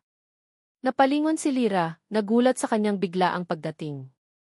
Nang makita nito ang ekspresyon sa kanyang mukha, ang pagod nito ay napalitan ng pag-aalala. Gabo? Anong problema? Sa opisina mo. Ngayon na, utos niya, at tumalikod, hindi na hinintay ang sagot nito. Alam niyang susunod ito. Sa loob ng maliit at malinis na opisina ni Lira, ang tensyon ay sumabog. Isinara niya ang pinto sa likod nila. Ano to, Gabo? Bakit ka ba sumisigaw? Tanong ni Lira, ang kanyang boses ay maihalong inis at pagkalito. Humarap si Gabo sa kanya, ang kanyang mga mata ay nag-aapoy. Huwag ka nang magkunwari, Lira. Tapos na ang laro. Anong laro ang pinagsasabi mo? Ang laro ninyo ni Marco, sigaw niya, hindi na napigilan ang sarili. Ito ba ang plano niyo mula pa sa simula? Ang gamitin ako. Ang kunin ang tiwala ko, alamin ang mga kahinaan ko, para lang ipasa sa kanya ang lahat ng impormasyon. Nanlaki ang mga mata ni Lira sa kanyang mga akusasyon. Wala akong alam sa pinagsasabi mo. Nababaliw ka na ba? Ako pa ang baliw, tumawa si Gabo, isang tawang walang saya. Ang mga investors ko, Lira, biglang umatras. At saan sila pumunta? Sa pinakamamahal mong kasintahan. Isang malaking pagkakataon, hindi ba? Sabihin mo sa akin, magkano ang ibinayad niya sa'yo? O sapat na ba ang pangako ng pagbabalikan para ipagkanulo mo ang lahat? Nakita niya ang sakit sa mga mata ni Lira. Ngunit sa puntong iyon, bulag na siya sa galit. Paano mo nagawa to sa akin? Tanong niya, ang kanyang boses ay bahagyang pumiyok sa kabila ng galit. Wala akong ginagawa, sigaw pabalik ni Lira, ang mga luha ay nagsimulang mamuo sa kanyang mga mata. Paano mo naiisip yan tungkol sa akin? Matapos ang lahat, paano mo ako kayang pagbintangan ng ganyan? Ang kanyang pagtanggi ay lalo lang nagpaalab sa kanyang galit. Tumingin si Lira sa paligid ng kanyang opisina na parang may hinahanap. Pagkatapos, ang kanyang mga mata ay tumigil sa kanyang bag. Mabilis niya itong binuksan at kinuha ang isang puting sobre, ang parehong sobre na nakita niyang ibinigay ni Marco sa kanya. Gusto mong malaman kung anong klase siyang tao, sabi ni Lira, ang kanyang boses ay nanginginig sa pinaghalong galit at sakit. Gusto mong malaman ang katotohanan? Sa isang mabilis na galaw, inihagis niya ang laman ng sobre sa ibabaw ng kanyang mesa. Ang mga papel at litrato ay kumalat na parang mga barahang natalo. Ayan. Yan ang klaseng tao ng Marco mo. Lumapit si Gabo sa mesa, handang makipagtalo pa. Ngunit nang makita niya ang mga papel, ang lahat ng galit at lakas sa kanyang katawan ay biglang naglaho. Ang kanyang mundo ay huminto. Nakatitig siya sa isang lumang police report. Sa mga salitang pamilyar sa kanya. Reckless imprudence resulting in physical injuries. At ang pangalan niya, nakabilog sa pulang tinta. Ang hangin ay nawala sa kanyang mga baga. Ang kanyang mga kamay ay nagsimulang manginig. Dahan-dahan niyang pinulot ang isang litrato. Ang wasak na kotse. Ang madilim na kalsada. Ang tunog ng nabasag na salamin at ang sigaw na hindi niya malilimutan habang buhay. At pagkatapos, kinuha niya ang isa pang litrato. Si Mika. Ang kanyang kapatid. 16 na taong gulang sa litratong iyon. Nakaupo sa isang wheelchair, ang kanyang mga binti ay natatakpan ng kumot, ang kanyang mga mata ay walang buhay. Ang ngiti na dati ay nagbibigay liwanag sa kanilang tahanan ay nawala, napalitan ng isang blankong pagtingin. Ang maskara ni Gabriel de la Cuesta, ang matapang na SE, ang lalaking kayang harapin ang lahat, ay tuluyang nabasag. Ang natira ay si Gabo. Ang kuya na nagkamali. Ang lalaking araw-araw na binubuhay ang kanyang kasalanan. Ang sakit ay napakalinaw sa kanyang mukha. Ang lahat ng kayabangan at galit ay nawala, napalitan ng isang dalisay at hubad na pagdurusa. Napaatras siya ng isang hakbang, na parabang sinuntok siya sa sikmura. Nakatitig lang si Lira sa kanya, ang galit nito ay dahan-dahang napapalitan ng pagkabigla habang pinapanood ang kanyang pagguho. Ang lalaking sumisigaw sa kanya kanina ay biglang naging isang taong basag na basag. Sa wakas ay nagsalita si Lira, ang kanyang boses ay halos isang bulong, puno ng pag-aalinlangan at isang bagong uri ng pangingilabot. Itinuro niya ang litrato ni Mika. Ang babae sa litratong to ang kapatid mo di. Huminto siya, na para bang hirap siyang bigkasin ang mga susunod na salita. Dahil ba sa'yo? Ang tanong ni Lira ay naiwang nakabitin sa mabigat na hangin sa loob ng kanyang opisina. Dahil ba sa'yo? Ang katahimikan na sumunod ay mas nakakabingi kaysa sa sigawan nila kanina. Pinanood niya si Gabo. Pinanood niya kung paano gumuho ang lahat ng depensa nito, kung paano nawala ang sihi at ang natira na lang ay isang lalaking basag. Ang sakit sa mga mata nito ay hindi maikakaila, isang sakit na napakalalim at napakatagal ng dinadala. Hindi ito sumagot. Tumango lang ito ng dahan-dahan. Isang halos hindi mahahalata, ngunit napakabigat na pag-amin. Sa isang iglap, ang lahat ng galit ni Lira ay naglaho na parang bula. Ang natira ay isang nakakabinging pag-unawa. Isang pag-unawang tumago sa kanyang puso na parang isang kutsilyo. Ang lalaking pinagbintangan niyang walang puso ay may daladalang pasanin na mas mabigat pa kaysa sa inaakala niya.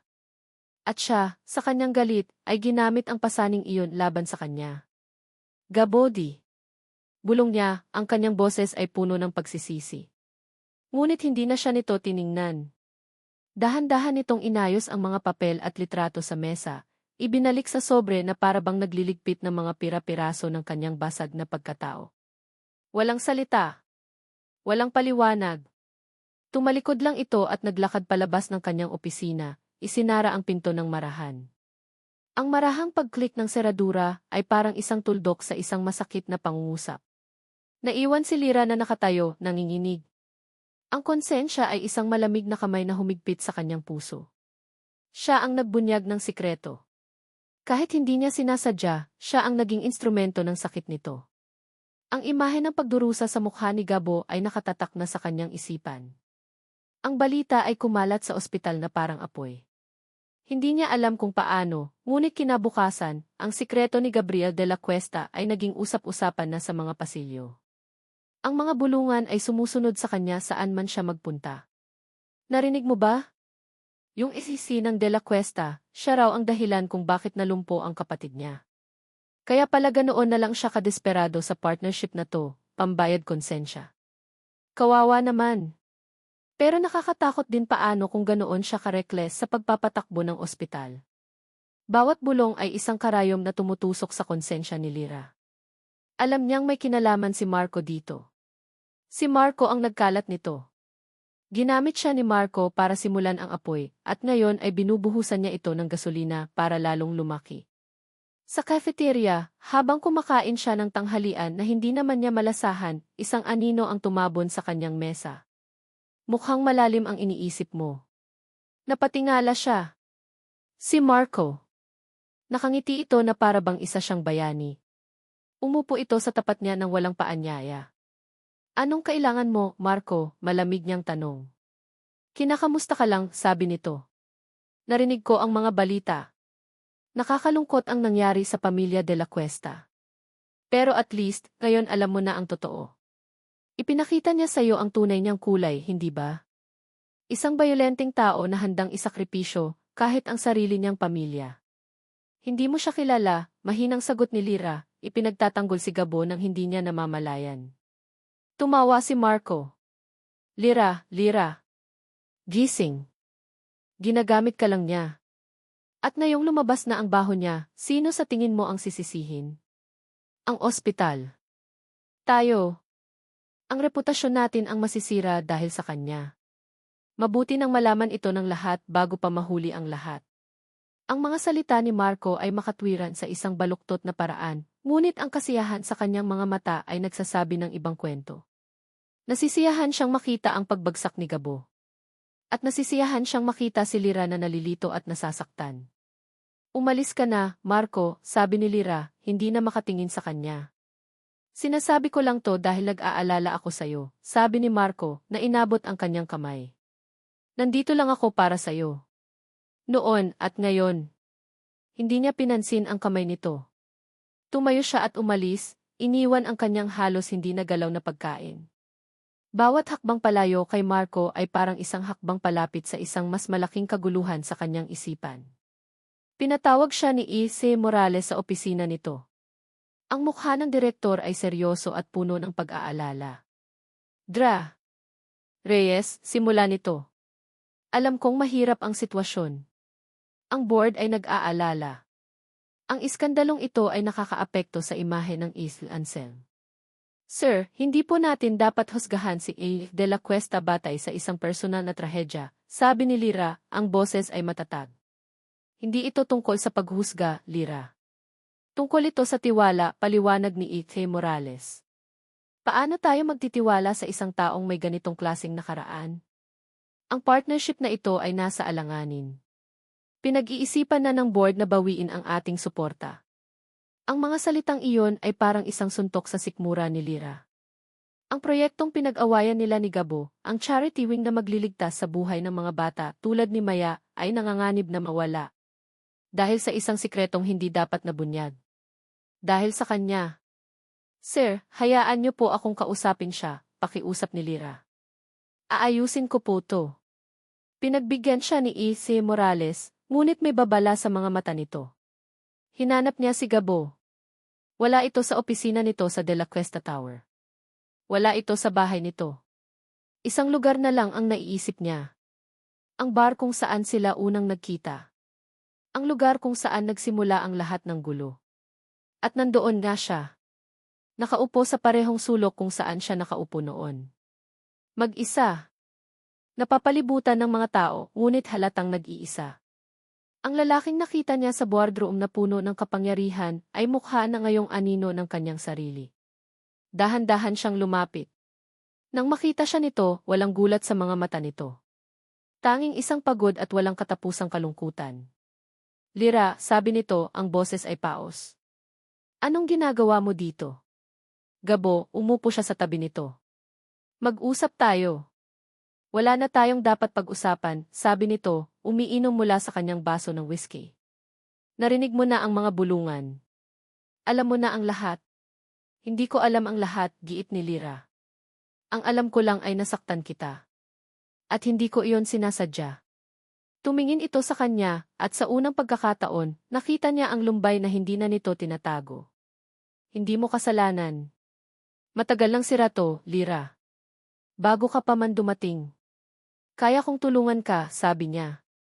Kakausapin ko ang board. Ipapaliwanag ko. Umiling si Gabo, isang mapait na ngiti ang sumilay sa kanyang mga labi. Huli na ang lahat.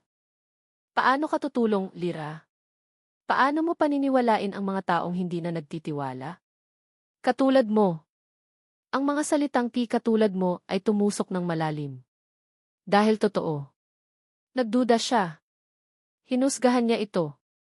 At sa huli, pinili niyang maniwala sa isang kasinungalingan dahil mas madali iyon kaysa harapin ang komplikadong katotohanan.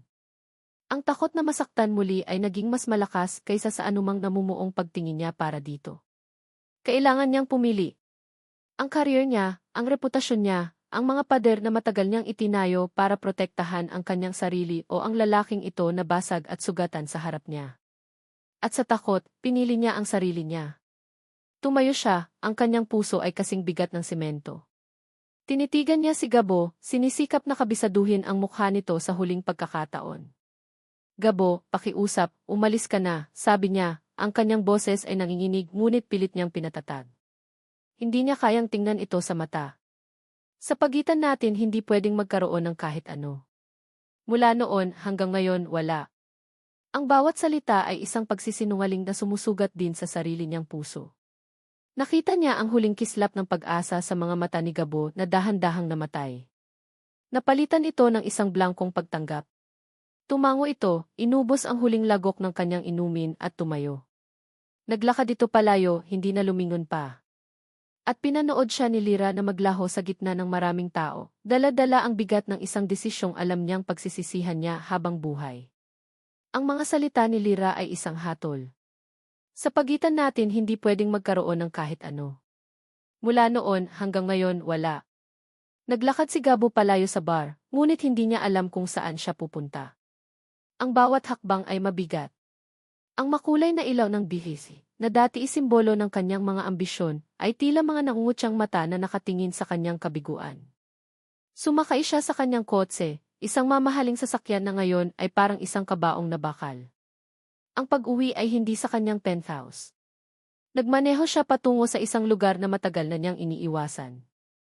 Ang tahanan ng kanyang mga magulang. Ang ancestral house ng mga De La Cuesta sa isang lumang subdivision sa Quezon City. Pagpasok niya sa malaking pinto, ang katahimikan sa loob ay mas malamig pa kaysa sa gabi sa labas. Nakita niya ang kanyang ama, si Don Ricardo de la Cuesta, na nakaupo sa paborito nitong silya sa sala, nagbabasa ng dyaryo sa ilalim ng isang dim na ilaw. Ang kanyang ama ay isang estatwa ng disiplina at kapangyarihan, lahat ng bagay na pakiramdam ni Gabo ay hindi siya. Itinaas ng matanda ang kanyang tingin mula sa dyaryo. Ang mga mata nito ay walang init. Umuwi ka, sabi nito, hindi isang tanong, kundi isang pagkilala sa isang di inaasahang pangyayari. Papa, ang tanging nasabi ni Gabo. Dahan-dahang ibinaba ni Don Ricardo ang dyaryo.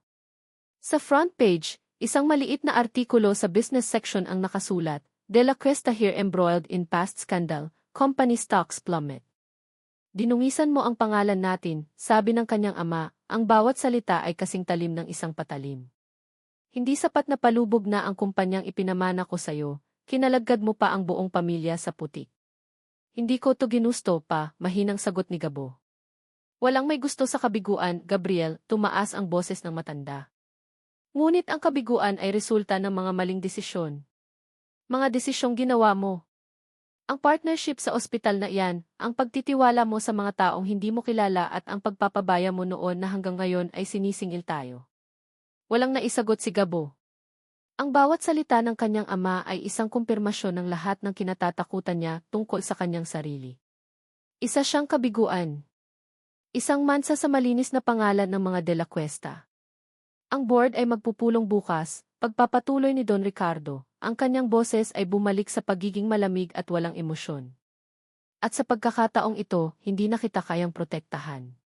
Harapin mo ang mga kahihinatnan ng iyong mga ginawa. Mag-isa. Tumayo ang kanyang ama at iniwan siyang mag-isa sa malawak at tahimik na sala. Ang pakiramdam ng pag-iisa ay hindi kailanman naging ganito kalinaw at kasakit. Nawala na sa kanya ang tiwala ng kanyang ama. Nawala na sa kanya ang kumpanya. At kanina lang, nawala na sa kanya si Lira. May isang tao pa siyang kailangang makita. Nagmaneho siya papunta sa isang pribadong pasilidad, isang lugar na pamilyar sa kanya ang bawat sulok. Dumiretso siya sa isang silid sa dulo ng pasilyo, kung saan tanaw mula sa bintana ang isang hardin na puno ng mga bulaklak. At nandoon si Mika. Gising pa. Nagbabasa ng libro sa ilalim ng ilaw ng isang maliit na lamp. Nang makita siya nito, isang matamis na ngiti ang sumilay sa mga labi nito. Kuya Gabo, sabi ni Mika, isinara ang kanyang libro. Ginabi ka. Lumapit si Gabo at umupo sa tabi ng kanyang kama, pilit nang umingiti. May tinapos lang na trabaho. Tinitigan siya ni Mika, ang mga mata nito ay puno ng pag-unawa na hindi nababagay sa kanyang edad. Narinig ko, kuya. Ang tungkol sa balita. Sinabi sa akin ni Manang. Napabuntong hininga si Gabo. Ang bigat sa kanyang dibdib ay lalong bumigat. Mika, I'm sorry T. Hinawakan ni Mika ang kanyang kamay. Ang init ng palad nito ay isang bagay na pakiramdam ni Gabo ay hindi niya karapat-dapat. Kuya, hindi mo kasalanan. Ang mga salitang iyon, na sinabi ng may buong katapatan, ang siyang tuluyang bumasag sa kanya. Ang pagpapatawad na hindi niya kayang ibigay sa sarili ay ibinibigay sa kanya ng taong pinakanasaktan niya. At iyon ang pinakamasakit sa lahat. Ang makita ang pagmamahal sa mga mata ng kapatid niya ay isang paalala ng kanyang napakalaking pagkukulang. Magiging okay din ang lahat, kuya, bulong ni Mika, hinigpitan ang hawak sa kanyang kamay. Nandito lang ako. Ang kabaitan nito ay isang kutsilyong lalong sumugat sa kanya. Hindi na niya kinaya. Dahan-dahan niyang inalis ang kanyang kamay. Kailangan ko nang umalis, sabi niya, ang kanyang boses ay garalgal. Magpahinga ka na. Hinalikan niya ito sa noo at mabilis na tumalikod, bago pa man makita nito ang mga luhang nagbabadyang tumulo mula sa kanyang mga mata. Ang pagmamahal at pag-unawa ng kanyang kapatid ay hindi nakapagpagaan sa kanyang loob. Bagkus, lalo lang nitong ipinamukha sa kanya na nabigo siya. Nabigo siyang protektahan ito noon, at nabigo siyang ibigay dito ang kinabukasang ipinangako niya. Ang huling hantungan niya ay ang kanyang opisina. Ang penthouse na dati simbolo ng kanyang tagumpay. Ngayon, isa na itong mausolyo ng kanyang mga pangarap. Hindi niya binuksan ang ilaw. Ang tanging liwanag ay nagmumula sa mga ilaw ng syudad sa labas. Ang Manila ay isang dagat ng mga kumikinang na hiyas, isang tanawing hindi na niya nararamdaman na pag-aari niya.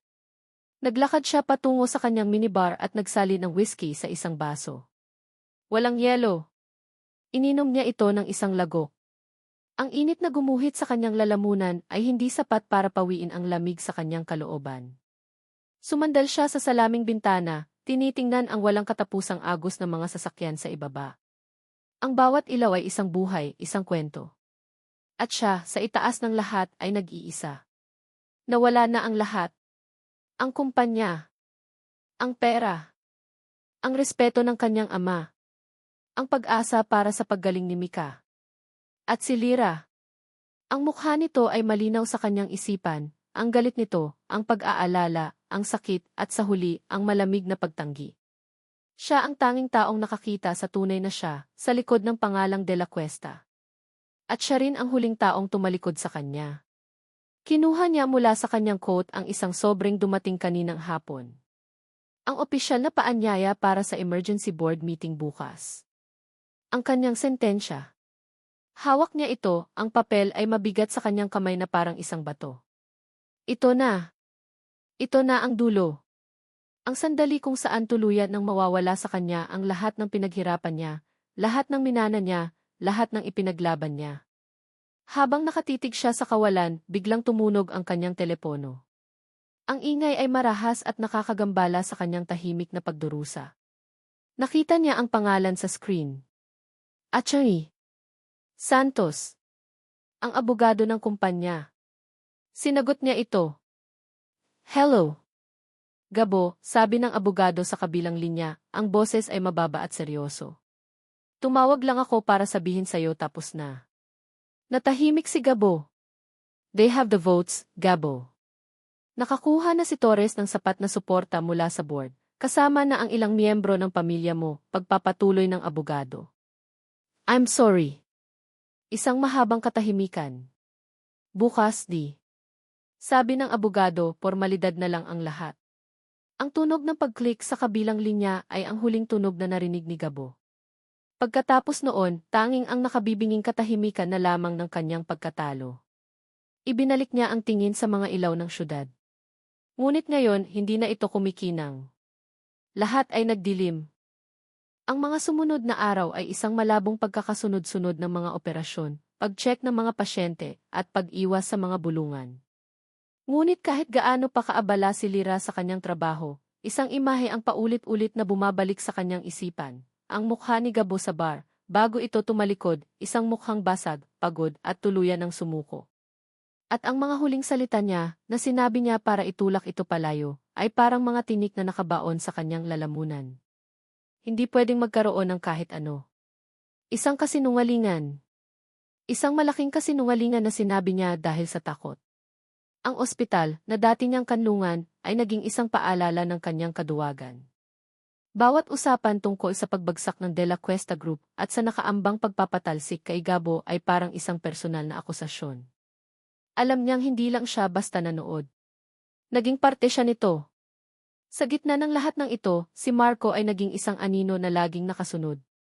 Lyra, sabay na tayong mag-launch, sabi nito isang araw, bigla na lang sumulpot sa labas ng AC na may dalang isang mamahaling paper bag mula sa isang restaurant. Busog pa ako, Marco, sagot niya, hindi ito tinitingnan. Huwag ka nang magpakapagod, sabi nito sa isa pang pagkakataon, nang makita siyang nag-o-overtime. Umuwi ka na. Ako na ang maghahatid sa'yo. Ang alok ay parang isang utos. Ang bawat kilos ni Marco ay nagiging mas mapang-ari. Ang mga komento nito tungkol sa kanyang damit, sa kanyang mga kaibigan, sa haba ng oras na ginugugol niya sa trabaho, lahat ay nagsimulang mag-iwan ng hindi magandang pakiramdam kay Lyra. Ito ay hindi pag-aalala. Ito ay pagkontrol. Isang pamilyar na pagkontrol na pilit na niyang kinalimutan. Isang gabi, habang nag-uusap sila sa telepono, muling nabanggit ni Marco ang tungkol kay Gabo. Sayang talaga, sabi ni Marco, ang boses ay puno ng peking panghihinayang. Narinig ko sa isang kakilala sa isang bar ang tungkol sa aksidente. Nagkataon lang. Kung alam ko lang na ganoon kalala, sana hindi ko na sinabi sa'yo. Ayoko lang naman na mapahamak ka sa isang taong tulad niya. Isang kakilala sa isang bar. Nagkataon lang. Ang mga salitang iyon ay umikot sa isipan ni Lyra. May mali. May isang bagay na hindi magkatugma. Pagkatapos ng tawag, hindi siya mapakali. May kung anong nag-udyok sa kanya na halungkatin ang nakaraan. Pumunta siya sa kanyang aparador at kinuha ang isang lumang kahon na puno ng mga litrato, mga alaala ng buhay niya bago ang gabi ng anibersaryo. Habang tinitingnan niya ang mga kupas na litrato, ang kanyang puso ay bumibigat. Mga litrato nila ni Marco na masaya, nakangiti, walang kamalay-malay sa kasinungalingang nakakubli. At doon, sa isang litrato na kuha sa isang business event maraming taon na ang nakalipas, may nahagip ang kanyang mga mata. Nasa litrato si Marco, nakangiti habang nakaakbay sa kanya. Ngunit sa likuran, sa di kalayuan, may isang grupo ng mga lalaking nag-uusap. At isa sa mga lalaking iyon ay pamilyar. Isang lalaking nakita niya sa opisina ni Gabo. Si Anton, ang CA ng De La Cuesta Group. Naalala niya ang isang komento ni Marco noon habang tinitingnan ang litratong iyon. Tingnan mo yung alipores ni De La Cuesta. Akala mo kung sino. Parang isang kidlat na tumama sa kanya ang lahat. Alam na ni Marco kung sino ang mga tao ni Gabo noon pa man. Bago pa sila maghiwalay. Bago pa maging malaking pangalan si Gabo. Ang kwento ni Marco tungkol sa isang kikakilala sa bar ay isang kasinungalingan. Hindi ito nagkataon. Ito ay pinagplanuhan. Hindi niya natuklasan ang sikreto ni Gabo. Hinanap niya ito. Hinanting. Ang galit na naramdaman niya para kay Gabo noon ay bumalik, ngunit ngayon, ito ay may isang malinaw na target, si Marco. Ang pagdududa ay naging isang nag-aalab na determinasyon. Kinuha niya ang kanyang telepono. Nanginginig ang kanyang mga daliri habang hinahanap ang isang pangalan na matagal na niyang hindi tinatawagan. Si Paolo. Isa sa mga matalik na kaibigan ni Marco noon at naging kaibigan din niya. 2 beses itong nagring bago sinagot. Hello. Paolo, sabi ni Lyra, pilit na pinapakalma ang kanyang boses. Si Lyra to. Isang sandali ng katahimikan. Lyra. Napatawag ka. Kumusta? Ang boses ni Paolo ay nag-aalangan. Ayos lang, pagsisinungaling niya. Paolo, may itatanong lang sana ako. Tungkol kay Marco. Muling natahimik ang kabilang linya. Lyra, kung ano man yan mas mabuting layuan mo na lang siya. Para sa kapakanan mo. Ang babala sa boses ni Paolo ang kumpirmasyong kailangan niya. Paolo, pakiusap. May kinalaman ba si Marco sa pagkalat ng issue tungkol kay Gabo de la Cuesta at sa kapatid niya? Isang mahabang buntong hininga ang narinig niya. Hindi ko dapat to sinasabi pero matagal na niyang hinahanap ang butas ni De La Cuesta. Simula pa lang nang malaman niyang si De La Cuesta ang pinakamalaki niyang karibal. Kailangan ko ng patunay, Paolo, pakiusap ni Lyra, ang kanyang boses ay desperado na. Kailangan kong malaman ang totoo. Para sa konsensya ko. Isang mahabang katahimikan ang sumunod. Akala ni Lyra ay ibababa na nito ang telepono. Huwag mong sasabihin sa akin galing to, sabi ni Paolo sa wakas. May i-send ako sa email mo. Pagkatapos mong mabasa, intindihin mo na kung bakit ako lumayo sa kanya. Mag-iingat ka, Lyra. Ibinaba nito ang tawag. Ilang minuto ang lumipas na parang 1 oras. Si Lyra ay nakatitig lang sa kanyang laptop, naghihintay. At pagkatapos, isang siping. May bagong email. Mula kay Paolo. Ang subject, The Sea, basahin mo to. Nanginginig niyang binuksan ang email. Ito ay isang forwarded message chain. Ang orihinal na email ay mula kay Marco, ipinadala kay Paolo at sa ilang iba pa, may petsang 3 buwan na ang nakalipas, bago pa man ang lahat. Ang subject ng orihinal na email ay, ang Achilles heel ni De La Cuesta. Ang puso ni Lyra ay halos tumigil sa pagtibok. Dahan-dahan niyang binasa ang laman ng email. Ang mga salita ni Marco ay puno ng kayabangan at tagumpay. Mga pare, nahanap ko na. Ang golden boy ng mga De La Cuesta, may itinatagong kalansa sa aparador na sinlaki ng isang limusin. Isang aksidente. Isang kapatid na nalumpo. Ito na iyon. Ito na ang bala na tatapos sa kanya. Kailangan ko lang ng tamang timing. at ng tamang tao para ihatid ang mensahe. Someone close to him. Someone he might trust. Game over. Ang huling dalawang salita ay lumundag mula sa screen at sinampal si Lyra. Isang malamig na agos ng pangingilabot ang gumapang sa kanyang buong katawan. Hindi ito isang simpleng alitan sa negosyo. Ito ay isang premeditadong pag-atake. At siya ang tamang tao. Siya ang ginamit na sandata. Napasandal siya sa kanyang upuan, ang hininga ay kinakapos. Ang katotohanan na ayaw niyang makita ay nasa harap na niya, hindi maikakaila at napakasama. At bukas na ang board meeting na magpapatalsik kay Gabo. Ang boardroom ng De La Cuesta Group ay isang silid na pamilyar kay Gabo. Dito siya unang ipinakilala ng kanyang ama bilang tagapagmana. Dito niya ipinaglaban ang kanyang mga unang proyekto.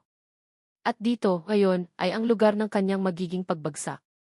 Nakaupo siya sa dulo ng isang mahabang mesa na gawa sa makintab na kahoy. Ang bawat upuan ay okupado ng mga miyembro ng board, mga taong nakita siyang lumaki, mga pinsan, mga tiyuhin, at mga business partner na dati pumapalakpak sa kanya. Ngayon, ang kanilang mga mukha ay mga maskara ng pag-aalinlangan at paghuhusga. Sa kabilang dulo, nakaupo ang kanyang ama, si Don Ricardo, ang mukha ay matigas na parang bato. At sa tabi ng kanyang ama, nakaupo si Marco Torres. Ang kanyang ngiti ay disente at puno ng paggalang, ngunit ang kanyang mga mata ay sumisigaw ng tagumpay. Siya ang bagong tagapagligtas. Ang bagong hari. Nagsimula ang pagpupulong. Mga formalidad. Mga report mula sa Finance Department na nagpapakita ng pagbagsak ng kumpanya. Bawat salita, bawat numero ay isang pako na ibinabaon sa kabaong ni Gabo. Tahimik lang siyang nakikinig. Tinanggap na niya ang kanyang kapalaran. Wala nang galit. Tanging isang pagod na pagtanggap na lang.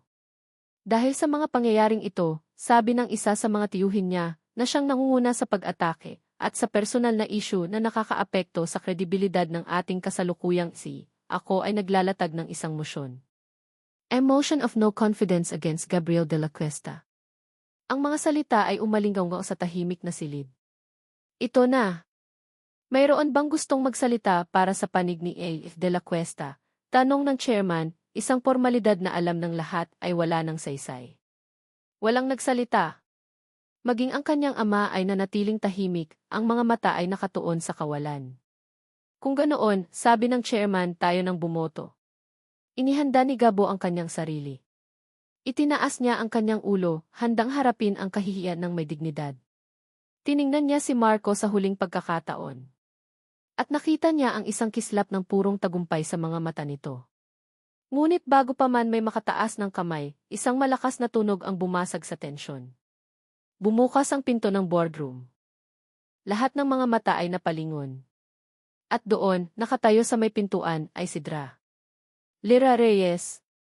Hinihingal siya, na para bang tumakbo siya paakyat sa 40 palapag. Ang kanyang buhok ay bahagyang magulo.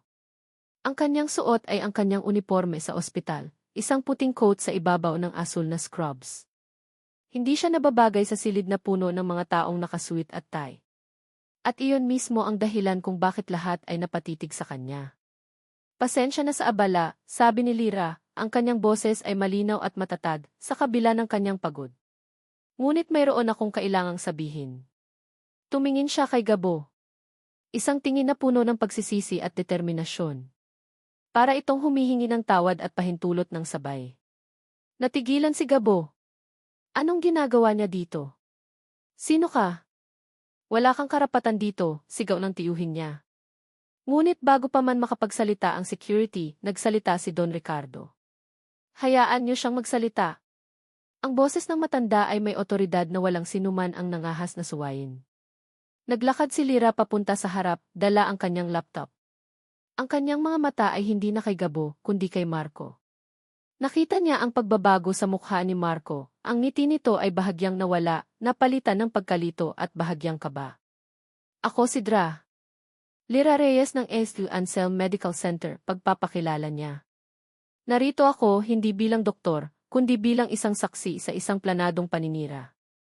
Anong pinagsasabi mo, babae? Sabi ni Marco, tumatawa. Nababaliw ka na ba? Hindi siya pinansin ni Lyra. Ikinonekta niya ang kanyang laptop sa malaking projector screen ng boardroom. Sa isang iglap, ang screen na kanina ay nagpapakita ng mga bagsak na numero ay napalitan ng isang email. Ang email na ipinadala ni Marco kay Paolo. Ang subject ay malinaw na nababasa ng lahat, ang Achilles heel ni De La Cuesta. Isang kolektibong paghinga ang narinig sa buong silid. Napatayo si Marco, ang kanyang mukha ay biglang namutla. I turned off that screen. That's a violation of his privacy. That's fake. Ngunit huli na ang lahat. Binasa ni Lyra ng malakas ang laman ng email, ang kanyang boses ay umalinggaw sa bawat sulok ng silid. Mga pare, nahanap ko na. Ito na ang bala na tatapos sa kanya. Kailangan ko lang ng tamang timing. At ng tamang tao para ihatid ang mensahe. Someone close to him. Someone he might trust. Pagkatapos niyang basahin, tumingin siya ng diretso kay Marco. Ako ba yung tamang tao, Marco? Ako ba yung ginamit mong sandata? Nagsimulang magsalita si Marco, ngunit ang kanyang mga salita ay wala ng saysay. Hindi totoo yan. Gawa-gawa lang yan. Sinisiraan niya ako dahil hindi niya matanggap na ako ang pinili ni Lyra. Pinili, tumawa si Lyra, isang tawang walang saya. Marco, hindi ka kailanman naging isang pagpipilian. Isa kang pagkakamali. Isang pagkakamali na pinagsisihan ko. At ang pagtatangka mong sirain ang isang mabuting tao para lang sa pansarili mong interes ang patunay na hindi ka kailanman nagbago. Tumingin siya sa buong board. Nagkaroon ng aksidente. Nasaktan ang kapatid ni Gabo. Ngunit ang paggamit sa isang personal na trahedya at pagdurusa para sa pansariling kapakinabangan, anong klase ng tao ang gumagawa niyan? Ang silid ay binalot ng isang nakakabinging katahimikan. Ang mga miyembro ng board ay nagtitinginan, ang kanilang mga mukha ay puno ng pagkabigla at pag-aalinlangan. Si Don Ricardo ay nakatingin kay Marco, ang kanyang mga mata ay nag-aapoy sa galit na matagal nang hindi nakikita ni Numan. Si Gabo ay nakatingin lang kay Lyra. Hindi sa ebidensya, kundi sa kanya. Sa tapang nito. Sa paraan ng pagtayo nito para sa kanya, kahit na itinulak niya ito palayo. Sa sandaling iyon, ang lahat ng sakit at pagdududa ay nawala. Ang tanging nakikita niya ay ang babaeng handang isugal ang lahat para sa katotohanan. Para sa kanya. At hindi lang yan, pagpapatuloy ni Lyra, binuksan ang isa pang file. Ang pag-atras ng Asahi Corp. Investors. Ito ang kopya ng proposal na ibinigay ni Marco sa kanila. Halos salita por salita sa proposal ng De La Cuesta Group. Isang malinaw na kaso ng corporate espionage. Doon na sumabog si Marco. Sinungaling. Lahat kayo. Mga De La Cuesta, akala niyo kung sino kayo. Manahimik ka, sigaw ni Don Ricardo, tumayo sa unang pagkakataon. Umalis ka sa pamamahay ko. Ang tensyon ay nasa rurok na. Si Marco ay nakatayo, nanginginig sa galit at kahihiyan. Si Gabo naman ay dahan-dahang tumayo, ang kanyang mukha ay kalmado na. Ang mosyon ay ibinabasura, sabi ng chairman, ang kanyang boses ay matatag na muli. Sa ngalan ng board, humihingi kami ng paumanhin, Gabriel. Ngumiti si Gabo, isang ngiting malungkot ngunit payapa. Tumingin siya sa kanila, pagkatapos ay kay Lyra. Ang pasasalamat sa kanyang mga mata ay sapat na. Salamat, sabi niya sa board. Ngunit hindi na kailangan. Inalis niya ang kanyang company V mula sa kanyang lead. Ang simbolo ng kanyang kapangyarihan, ng kanyang pagkakakilanlan. Dahan-dahan niya itong inilapag sa makintab na mesa. Ang tunog ng plastik sa kahoy ay umalinggaw sa buong silid. Tinatanggap ko ang inyong paumanhin, sabi niya, ang kanyang boses ay malinaw at puno ng isang bagong kapayapaan. At ako ay nagpapaalam. Nagbibitiw na ako sa aking posisyon bilang si. Isang huling tingin kay Lyra. Isang tingin na nagsasabing isalamat at ipaalam ng sabay. At pagkatapos, tumalikod siya at naglakad palabas ng boardroom. Iniwan ang lahat, ang gulo, ang kapangyarihan, ang pangalan, sa likod niya. Ang paglabas ni Gabo sa boardroom ay nag-iwan ng isang katahimikang mas mabigat pa kaysa sa tensyon kanina. Para siyang isang hari na kusang loob na nag-iwan ng kanyang korona. Si Lyra, na kanina'y puno ng adrenalin at tapang, ay biglang nakaramdam ng isang matinding pagod. Ang laban ay tapos na. Ngunit ano ang kanyang napanalunan? Ang mga miyembro ng board ay lumapit sa kanya, nag-aalok ng pasasalamat, paghanga at paumanhin. Ngunit ang kanilang mga salita ay parang isang malayong ugong. Ang tanging nasa isip niya ay ang huling tingin ni Gabo. Isang tingin ng pasasalamat, ngunit may kasamang pamamaalam. Kinabukasan, sa ospital, ang mga bulungan ay napalitan ng papuri. Siya ang bayani ng Ace Anselm. Ang doktor na tumindig laban sa isang mapanirang negosyante. Ngunit sa halip na makaramdam ng tagumpay, nakaramdam siya ng isang malaking kabawalan. Pinatawag siya ni Ace Morales sa kanyang opisina. Ngunit sa pagkakataong ito, ang mukha ng direktor ay hindi na seryoso. Ito ay puno ng paggalang. Lira, sabi ni Ace Morales, ang ginawa mo kahapon iyon ay isang bagay na hindi ko malilimutan. Ipinakita mo ang tunay na diwa ng Ace Anselm. Ang pagtatanggol sa kung ano ang tama. Ginawa ko lang po ang dapat, direktor, mahinang sagot ni Lira. Alam kong may mga patakaran kang nilabag. Ngunit minsan, kailangang baluktutin ang mga patakaran para sa mas malaking kabutihan, sabi ng direktor. Gayunpaman, ang board ay nag-aalala. Ang iyong pagkakasangkot ay hindi propesyonal. Ang posisyon para sa department head baka kailangan nating ipagpaliban muna. Ito na ang inaasahan niya. Ang kahihinatnan ng kanyang ginawa. Ngunit sa kanyang pagtataka, wala siyang naramdamang panghihinayang. Tumango lang siya. Naiintindihan ko po, sabi niya. Ang posisyon na dati buong buhay niyang hinangad ay biglang nawala ng halaga. Nang gabing iyon, habang nag-aayos siya ng kanyang mga gamit para umuwi, may kumatok sa kanyang opisina. Nang buksan niya ang pinto, nakita niya si Gabo. Nakatayo lang ito doon, hindi suot ang kanyang mamahaling suit, kundi isang simpleng itim na t-shirt at maong. Ang kanyang buhok ay bahagyang magulo, at ang kanyang mukha ay may bakas pa rin ng pagod, ngunit mayroon ng isang bagong kapayapaan sa kanyang mga mata. Wala na ang bigat ng isang si. Pwede ba tayong mag-usap, tanong nito. Hindi sumagot si Lira. Tumango lang siya at binuksan ng mas malaki ang pinto para papasukin ito. Umupo sila, hindi sa magkabilang panig ng mesa tulad ng dati, kundi sa dalawang upuan na magkatabi. Sa loob ng ilang sandali walang nagsasalita. Ang katahimikan ay hindi na puno ng tensyon, kundi ng isang pag-aalinlangan kung paano sisimulan ang isang pag-uusap na dapat ay matagal na nilang ginawa. Salamat, si Gabo ang unang bumasag sa katahimikan. Salamat sa ginawa mo, Lira. Iniligtas mo ako. Umiling si Lira. Hindi kita iniligtas, Gabo. Iniligtas ko ang sarili ko. Mula sa kasinungalingan. Mula sa konsensya ko. Tumingin ito sa kanya. Sa unang pagkakataon, nakita niya ang tunay na Gabo, walang yaman, walang kapangyarihan, tanging isang lalaking may mga sugat na katulad niya. Bakit mo ginawa iyon? Tanong ni Gabo. Bakit ka bumalik? Matapos mong sabihin na di. Dahil duwag ako, pag-amin ni Lira, ang kanyang boses ay isang bulong. Natakot ako, Gabo. Natakot akong masaktan ulit. At mas madaling itulak ka palayo kaysa harapin ang katotohanan na baka may nararamdaman na ako para sa iyo. Ang pag-amin ay lumabas ng natural, isang katotohanang matagal na niyang itinatago kahit sa sarili niya. Lirati. Huwag, sabi niya, pinigilan ang anumang sasabihin nito. Hindi ko to sinasabi para humingi ng kahit ano. Sinasabi ko to dahil kailangan mong malaman ang totoo. At para na rin humingi ng tawad. Patawarin mo ako sa lahat. Isang mahabang katahimikan. Tumingin si Gabo sa labas ng bintana, sa mga ilaw ng syudad. Nagpunta ako kay Mika kanina, sabi nito. Ikinuwento ko sa kanya ang lahat. Ang tungkol sa aksidente. Ang totoong nangyari. Flashback, si Gabo ay nakaupo sa tabi ng kama ni Mika.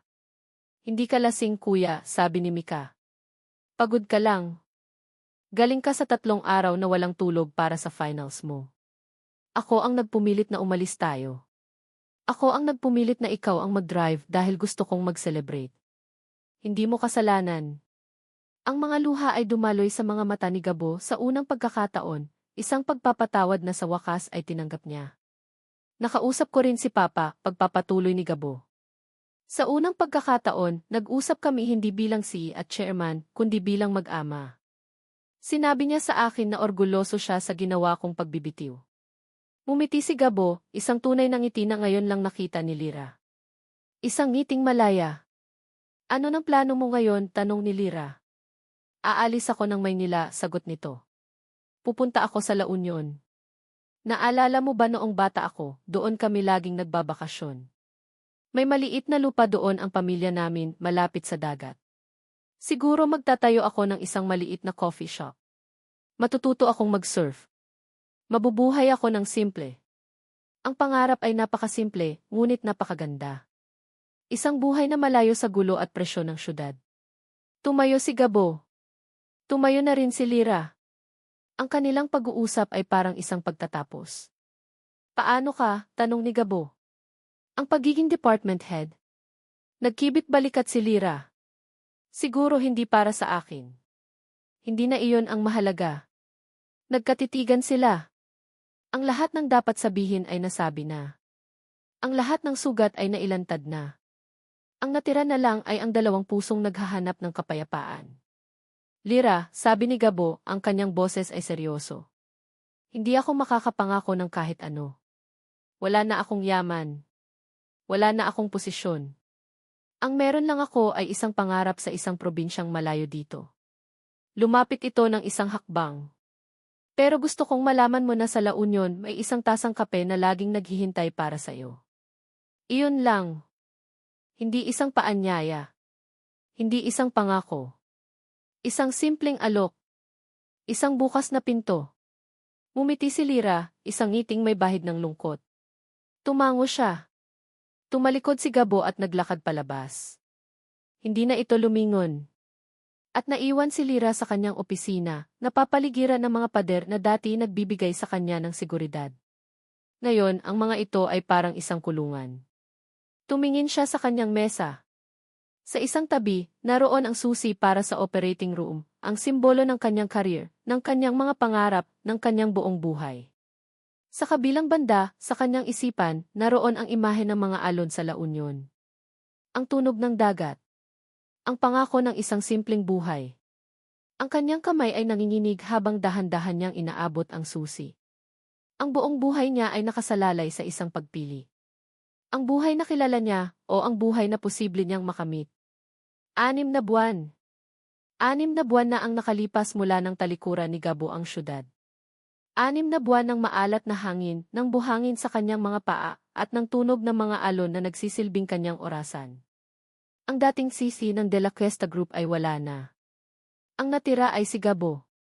Isang lalaking mas payat, mas maitim ang balat dahil sa araw, at may mga kalyo sa kamay na hindi galing sa pagpirma ng mga dokumento, kundi sa pagbubuhat ng kahoy at paggamit ng martilyo.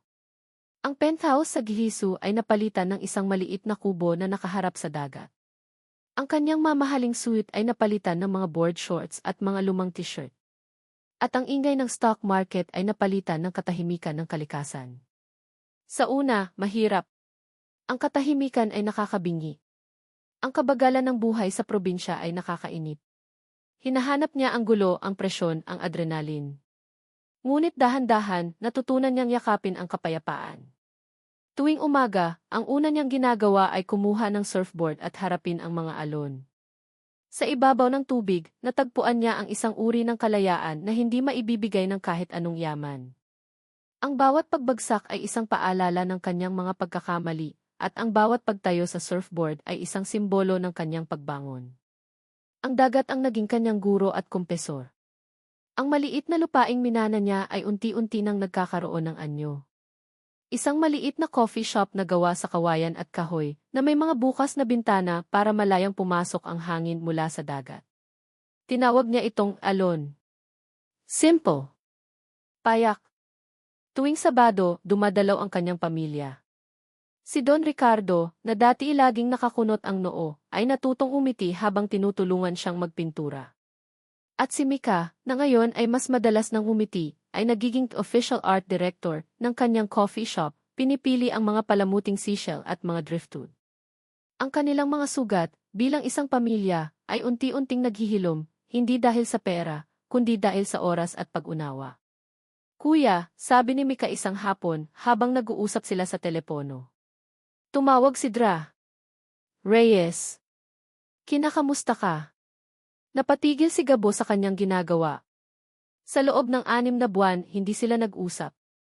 Ngunit ang balita mula kay Mika ay laging isang tulay sa pagitan nila. Ano nang sabi mo? Tanong ni Gabo, pilit na itinatago ang kaba sa kanyang boses. Sabi ko, abala ka sa pagiging surfer boy mo, tumawang sagot ni Mika. Pero sabi ko rin, masaya ka. At tinanong niya kung kailan ang opening ng alon. Hindi sumagot si Gabo. Ang pangalan ni Lira ay isang pamilyar na kirot at isang matamis na alaala. Gabi-gabi, bago matulog, naiisip niya ito. Ang tapang nito sa boardroom. Ang lambot ng kanyang mga mata sa library. Ang sakit sa boses nito nang itulak siya palayo. Hindi ko alam kung darating siya, kuya, sabi ni Mika. Pero sana di. Sana, ang tanging nasabi ni Gabo. Dumating ang araw ng opening ng Key Alon. Isang simpleng salu-salo lang.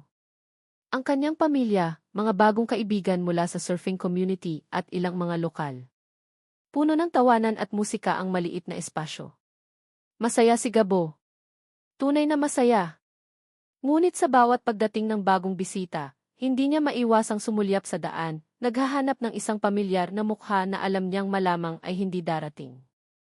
Nang papalubog na ang araw, at unti-unti nang umuuwi ang mga bisita, umupo si Gabo sa isa sa mga upuan sa labas, nakaharap sa dagat. Ang langit ay nag-aapoy sa kulay kahel at lila. Ang tanawin ay perpekto. Ngunit may kulang.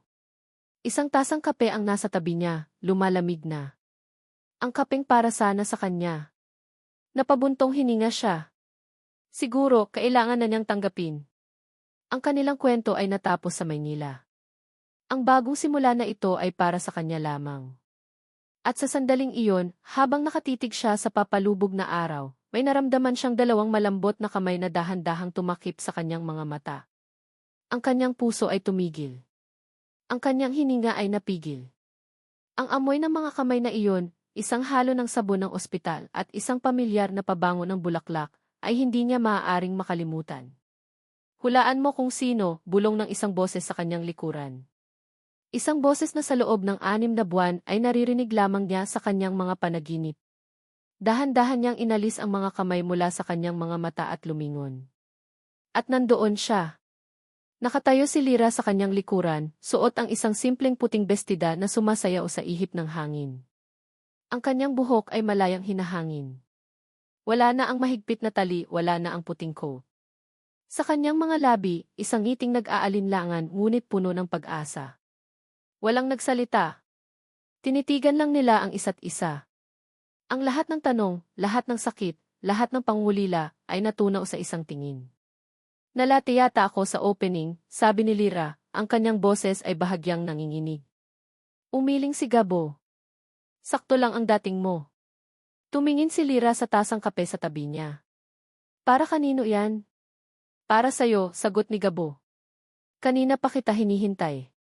Ngumiti si Lira, isang tunay at malayang ngiti na ngayon lang nakita ni Gabo. Umupo siya sa tabi nito. Hindi nila kailangang mag-usap. Ang kanilang mga kamay ay dahan-dahang nagtagpo, ang kanilang mga daliri ay nagsalikop na parabang iyon ang pinakanatural na bagay sa mundo. Magkatabi silang nakaupo, tahimik na pinapanood ang huling piraso ng araw na lumubog sa karagatan. Ang tunog ng mga alon ang nagsilbing kanilang musika.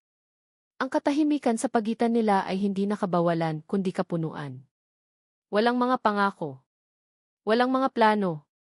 Tanging ang ngayon. Tanging ang dalawang pusong nasaktan, naghilom, at sa wakas ay natagpuan ang kanilang daan pabalik sa isa't isa, hindi sa gitna ng magulong syudad, kundi sa kapayapaan ng isang bagong simula. At dito nagtatapos ang kwento ni Gabo at Lira, sa isang paglubog ng araw na hudyat ng isang bagong simula. Maraming salamat sa iyong pakikinig at sa pagsama sa amin sa kanilang paglalakbay. Bawat salita, bawat kabanata ng kwentong ito ay isinulat ng may pag-asa na sana ay mayroong isang bahagi nito na mananatili sa inyong puso. Ang pagsulat sa kwento ni Lira at Gabo ay isang paalala na ang buhay, tulad ng pag-ibig, ay hindi laging madali. May mga pagkakataon na tayo'y masasaktan, magkakamali at matatakot na sumugal muli. May mga pader tayong itatayo para protektahan ang ating mga sarili. Ngunit ang kwentong ito ay isa ring testamento sa kapangyarihan ng pagpapatawad, ang pagpapatawad sa iba, at higit sa lahat, ang pagpapatawad sa ating mga sarili. Ito ay isang kwento tungkol sa pag-asa, na kahit sa pinakamadilim na sandali ng ating buhay, palaging mailiwanag na naghihintay. Na ang tunay na halaga ay hindi nasusukat sa posisyon o yaman, kundi sa kapayapaan ng kalooban at sa tapang na piliin ang pag-ibig kaysa sa takot. Sana'y napulutan ninyo ng inspirasyon ang kanilang kwento. At ngayon, nais naming marinig ang inyong saloobin. Anong aral ang inyong natutunan?